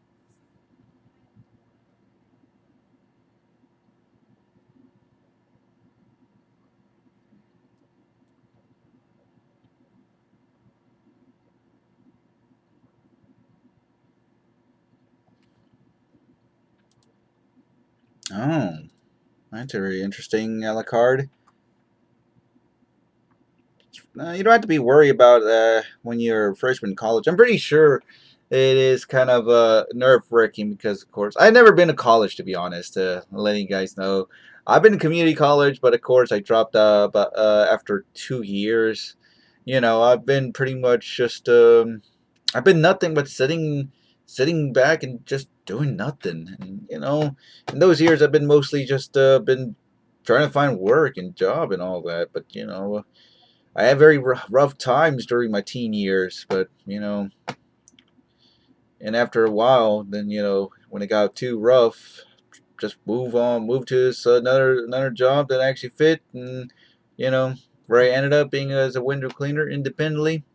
That pretty much changed everything. So, yes, and pretty much I'm paying everything. My internet, I'm paying that. I'm paying pretty much my phone, the electricity around the house, because, of course, the house is really actually is part of, well, pretty much I own the house, so I'm paying part of the electricity, part gas, but pretty much, you know, all average, just becoming as an adult.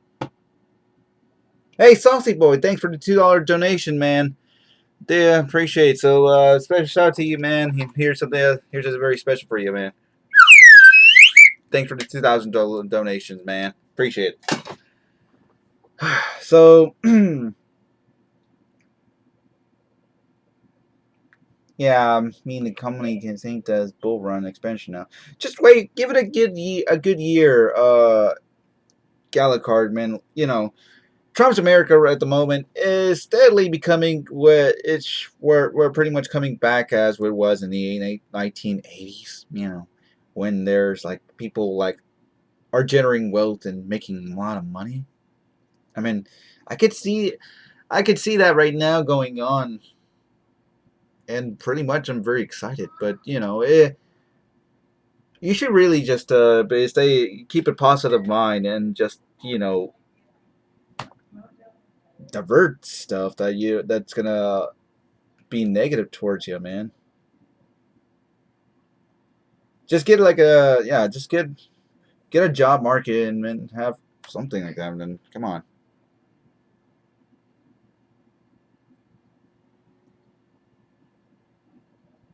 Man, epic voice.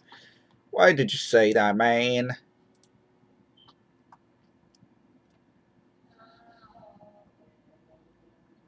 Oh boy. Investing in Vergecoin. Cool. Awesome, Brownie Drumming. Well, hope that works out for you. But here's my coins for you to everybody still to invest. Invest in 42 coin. Invest in Quantum while you still can before it hits 100, because right now it's like about $55, and if it goes, it will go 100 by the end of, well, this weekend. So make sure to get that. Get to acquire some Quantum. 100 Quantum is enough for you to own for the best if you want that one Bitcoin diamond. And of course, to acquire the Quantum wallet, just download the Quantum Ignition wallet over at the GitHub. Just Google search it, Quantum Wallet, Ignition, GitHub, and of course, the first thing you click, and bada bing, bada boom, get it done. Because of course, after that, and of course, if you leave that Quantum wallet on, you all and have Quantum in it, and leave that wallet on, you pretty much will gain some. You're gonna get some stakes out of it, meaning that pretty much whatever if we leave that wallet, you're actually gaining some Quantum in it. So as a reward, but that's gonna happen for like a full year. So that's pretty good. It's pretty cool. So acquire that, and also acquire Salt. Salt is the biggest one right now that should be invested and should be put on, because right now that thing can take about I'm saying there's about 20 more than that, but yeah, it is about 15, so it's going high, man. Get it while you're last. Get it while you're hot. Do I clean skyscrapers? Heck no. I am one of those people who really don't like to, you know, be off the ground, and literally I don't really clean second-story windows, only except that, you know, there's a ledge that I can get access to, then I'm pretty good with it. But of course, you know, if it has that to do with ladders and all that, no ho ho, you can keep me out of it.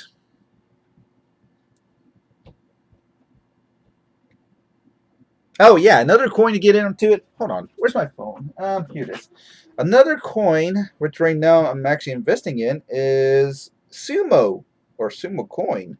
I want to thank Vote for Cake for this, and I want to give him a shout out too as well.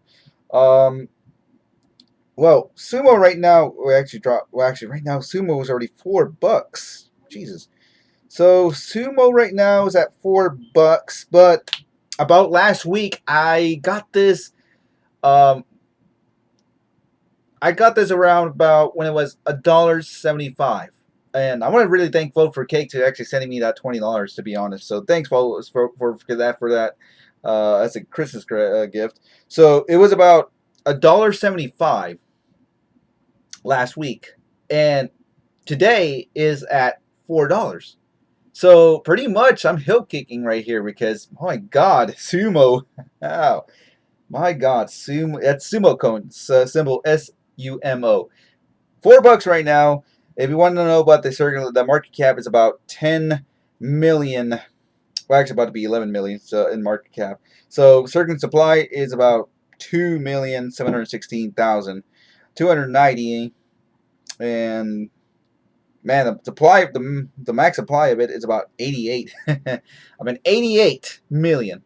So that really tells you something. But yeah, this is actually pretty good coin to invest. For the long term, no, I would say just pretty much hold it for a good, like maybe about 5 or 6 months, and then of course see where it goes. But right now, it's actually booming and pump. This is pretty much right now. I think it's a pump and dump that's going on right now, but it's a good one for just riding the waves. But it's really not mineable. Hey, Midnight. Yeah, bro, the broadcast went pretty good. Good broadcast. Want to thank Ghost for that, too. Whew.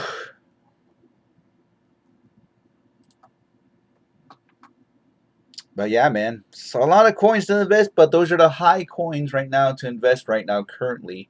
All just invest Quantum, Salt, 42 coin, possibly Sumo, and also invest some Funfair. Funfair is like pennies right now. I think it's right. Like I said, what's the price for Funfair? 5 cents. That thing is already at 5 cents. Jesus.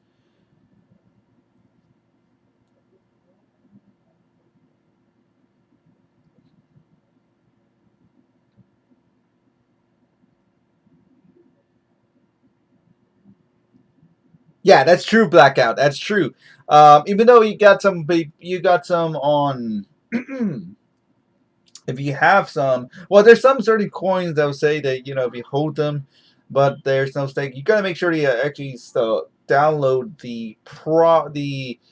the official wallet for there, and then of course if you have stake on those, you pretty much can gain back on some of that if you leave it open.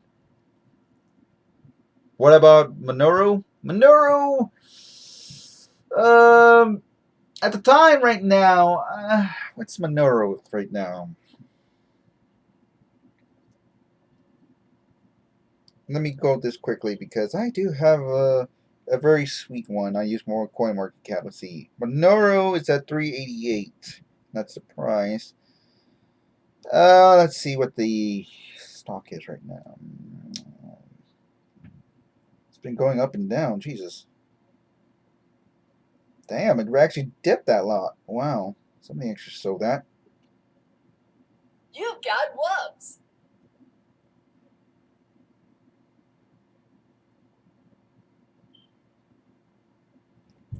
For me, I don't think it's a good time for invest Monero, to be honest. You can actually put some money, but then it's not going to be that as much. Oh, shit. Wait.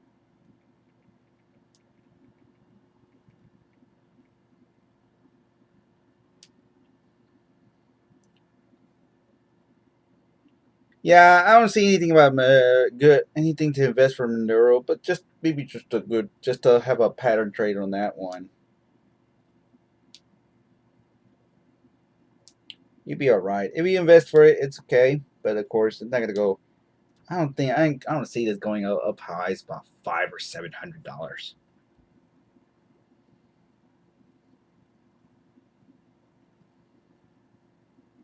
All right, see you later, Vancouver. Vancouver. See here. Shit. Hold on. Something tells me something.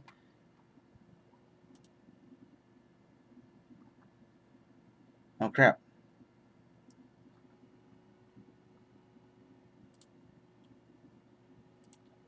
Cool. Never mind. I had to look for something else.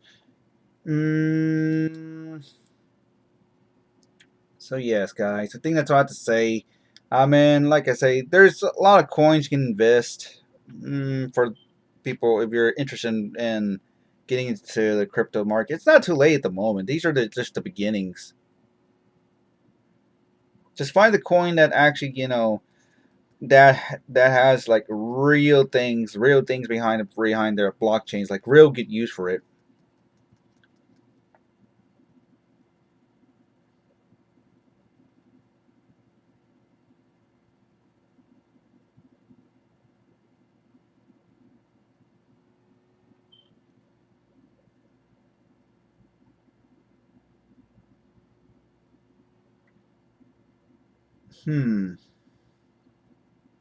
What version of Quantum?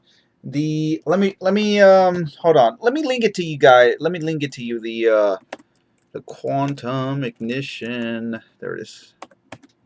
See where it is. GitHub. Yep, this is the one.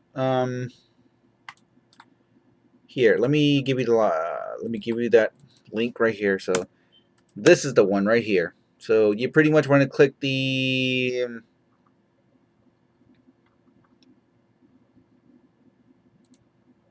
link. Make sure to download that one. Having issues with salt. I have about 0.55 Ethereum to do anything with.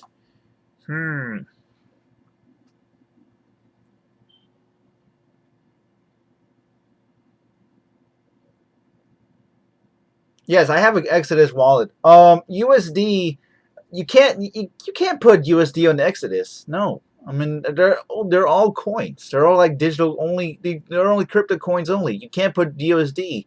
If you want to buy some coins, just go to Coinbase.com, and get an account right there. It's free to use, and of course, you need a card if you to use it. So get an account. It's free. You just pretty much you need to put in your email address. That's about it. Nothing else you can say unless you want to put your more info just to limit more. You only can put like about $400 about it, and then just buy coins. You can buy either Litecoin, Bitcoin, or I believe Ethereum. Buy those coins. Submit as much. Right now, don't buy Bitcoin because it's just don't. I would recommend just buying some Litecoin and then just put that into the Exodus wallet, and then you pretty much have that right there.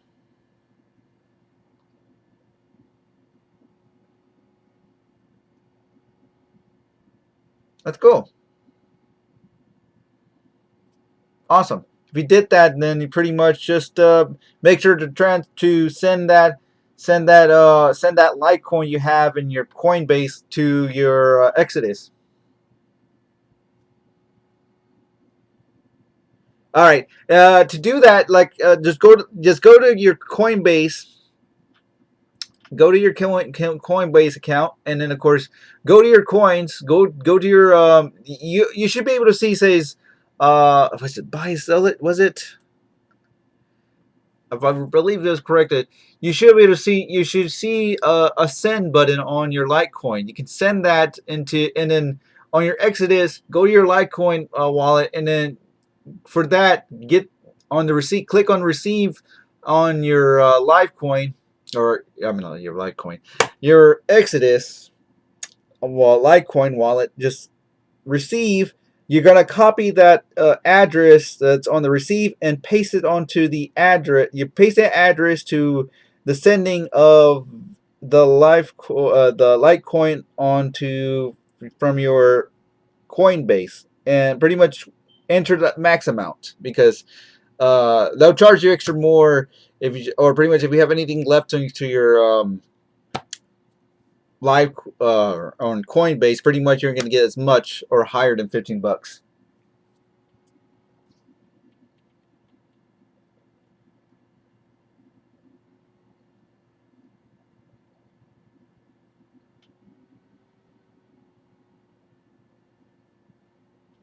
Wait, did they really? Did they remove? No, that's not true. Blackout. Hold on, give me a sec. Let me go to my Coinbase here.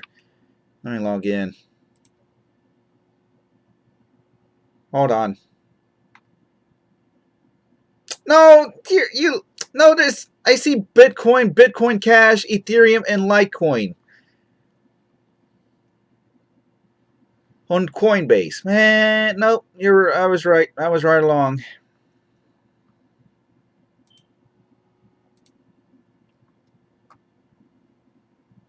If I wanted to use Raspberry Pi Pi 3s to mine crypto, how many would I need to mine enough Litecoin for decent hash rate?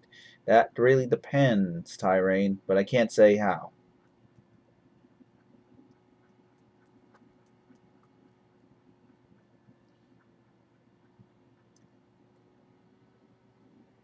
Card verification is broken on Coinbase. I don't know. I never verify anything on my cards. Pretty much the max limit is $400, and I'll keep it as that. Even if I want to put more, then I would have done that a long time. Can you buy Quantum from Coinbase Limiter app? Can you recommend? Quantum, I believe you can buy. Let me see. Can you buy in Changelly? Hold on. Changelly.com. You can buy it. Well, you can't buy Quantum on Coinbase. You can buy maybe. Hold on. Or they remove it. No, they don't. They don't. They used to do it. Changelly used to have Quantum to buy, but now I don't think they have. Nope. They don't. That sucks. No, you can't buy Quantum with USD for anything or anywhere. Pretty much you need to do.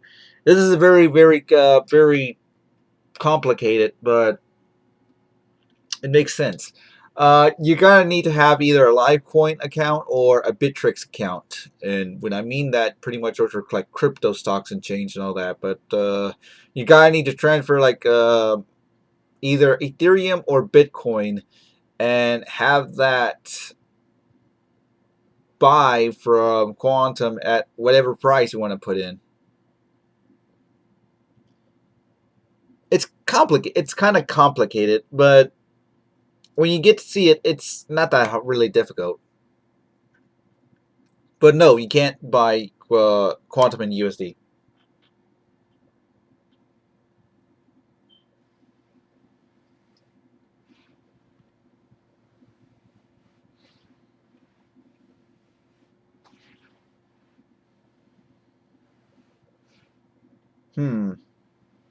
I see, I see.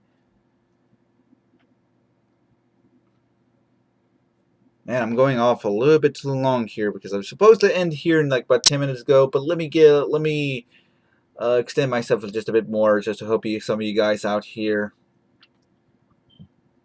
Trying to get like, yeah, I see some of you guys trying to get invested in the coins, in the cryptos, and I'll try my best to help you guys out, but yeah, if you want to buy Bitcoin, Ethereum, Litecoin, Bitcoin Cash, and USD, just pretty much go to Coinbase or Changelly.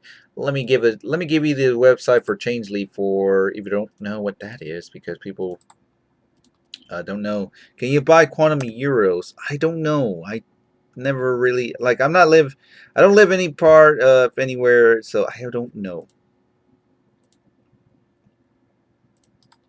Here, let me just put that. Any point you cuss Cryptonator? No, I don't. So there we go. I got that. That's Changelly. Just click on it, and pretty much you can buy pretty much any crypto with USD. Just make sure it's going to be a little higher than 100, of course. Although I would say just buy some Ethereum, but of course they just recommend you buy Bitcoin. But come on, Bitcoin, no.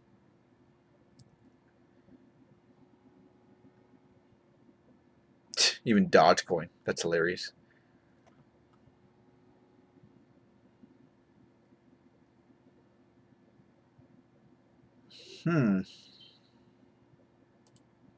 Okay. Anyways, I think that's about it. All right, guys. Well, I'm already done here. I need to get going. But anyways, guys, if I say as much as I can about the cryptos and all that, well, hopefully you get the info. If we need more of that, just pretty much just listen to what Ghost has been saying throughout the past shows, and also listen to today's show as well, or on the crypto markets. It's really interesting. Get on it while you still can. Invest. Make sure, like, I would say, just use it as like a savings, to be honest, and have that going. Hopefully everything goes best for you.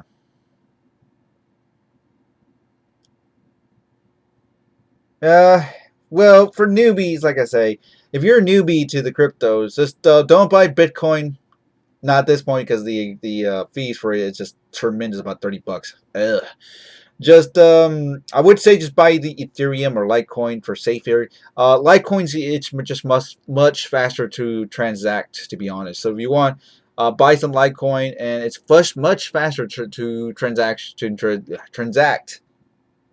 Even though the price it's like 300 and something around there, but right now it's a good time to buy that, and then Ethereum as well. But of course, Ethereum pretty much will almost get guaranteed if you like want to trade trade Ethereum for other coins on that, like Quantum. That's even more effective because Litecoin is pretty much good. It's a coin's pretty to whether trade if it can, but whatever it works for you, man. But like I say, just like my advisement is, whenever you buy anything off Coinbase, make sure to just transfer exchange to different. Just get an Exodus wallet, like Exodus.io. And my recommendation for you is, once you transfer all that whatever you had on Coinbase into your Exodus, make sure to actually snag some salt. Snag salt at the moment. Current price for it is like $50. I would recommend highly getting it right there before that hits up high and after January, because when it goes high, the sky is the limit, guys. It's gonna go up high. Like I say, you can that $15 investment for salt can go as much higher than like 25, even 30, even more. Who knows? So get on it while you can. Just hold salt. Best price right now for 15. It's like Quantum. It's gonna be like Quantum. That's gonna be like it. So make sure to invest. Make sure to hold. Don't really sell your salt. Just pretty much acquire whatever you can buy from Coinbase and just get it on for salt. And there's other coins, but make sure to do your research. Always research on certain coins that will have like whatever specialized use for that blockchain that will be used, instead of being just a simple cryptocurrency and it doesn't even do nothing. So make sure to do some research. Okay, guys. Anyways, guys, I'm out of here. I want to thank everybody for coming out tonight and sticking in with this, because right now it's about it's already past 10:20 here almost. So I'm gonna do the pre-show over at the SideTube channel. Make sure to, like I said, all my social links are in the description. For your YouTube channel below, SideTube channel above. We also have a Discord link that's on the SideTube channel. Maybe if you want to join for hours. So make sure to do those if you want to. But yes, guys, that's pretty much it I have to say. Anyways, thank you all for listening. Thank you all, Ghost, for watching. You can just go to Quantum Coin Market Cap page. You can find whatever you can to exchange directly and say, yeah, it could work. You can convert Quantum for Ethereum on Binance. That's pretty neat. But yes, guys, that's all for this stream, for this already streamed. So I'm gonna end it right here and get this already archived to YouTube. So if you're listening to this on the YouTube, thank you for listening, and thank you for watching the True Capitalist Radio Show. I'll see you guys this Friday for Baller Friday for the 524th, and after that will be the New Year's special of the Ghosties. So hopefully I'll see you those shows, or I'll see you guys on the next TCR show. So coming up next, make sure to head over to the SideTube as my post show starts for the Wednesdays. So go there now and till then, guys, thank you all for watching, and I'll see you guys next time. Yes, Binance is great for lower fee than Changely, so yeah, you can also go to Binance. Sorry I didn't cover about that, but of course, you can Binance second option. So anyways, guys, I'm out of here.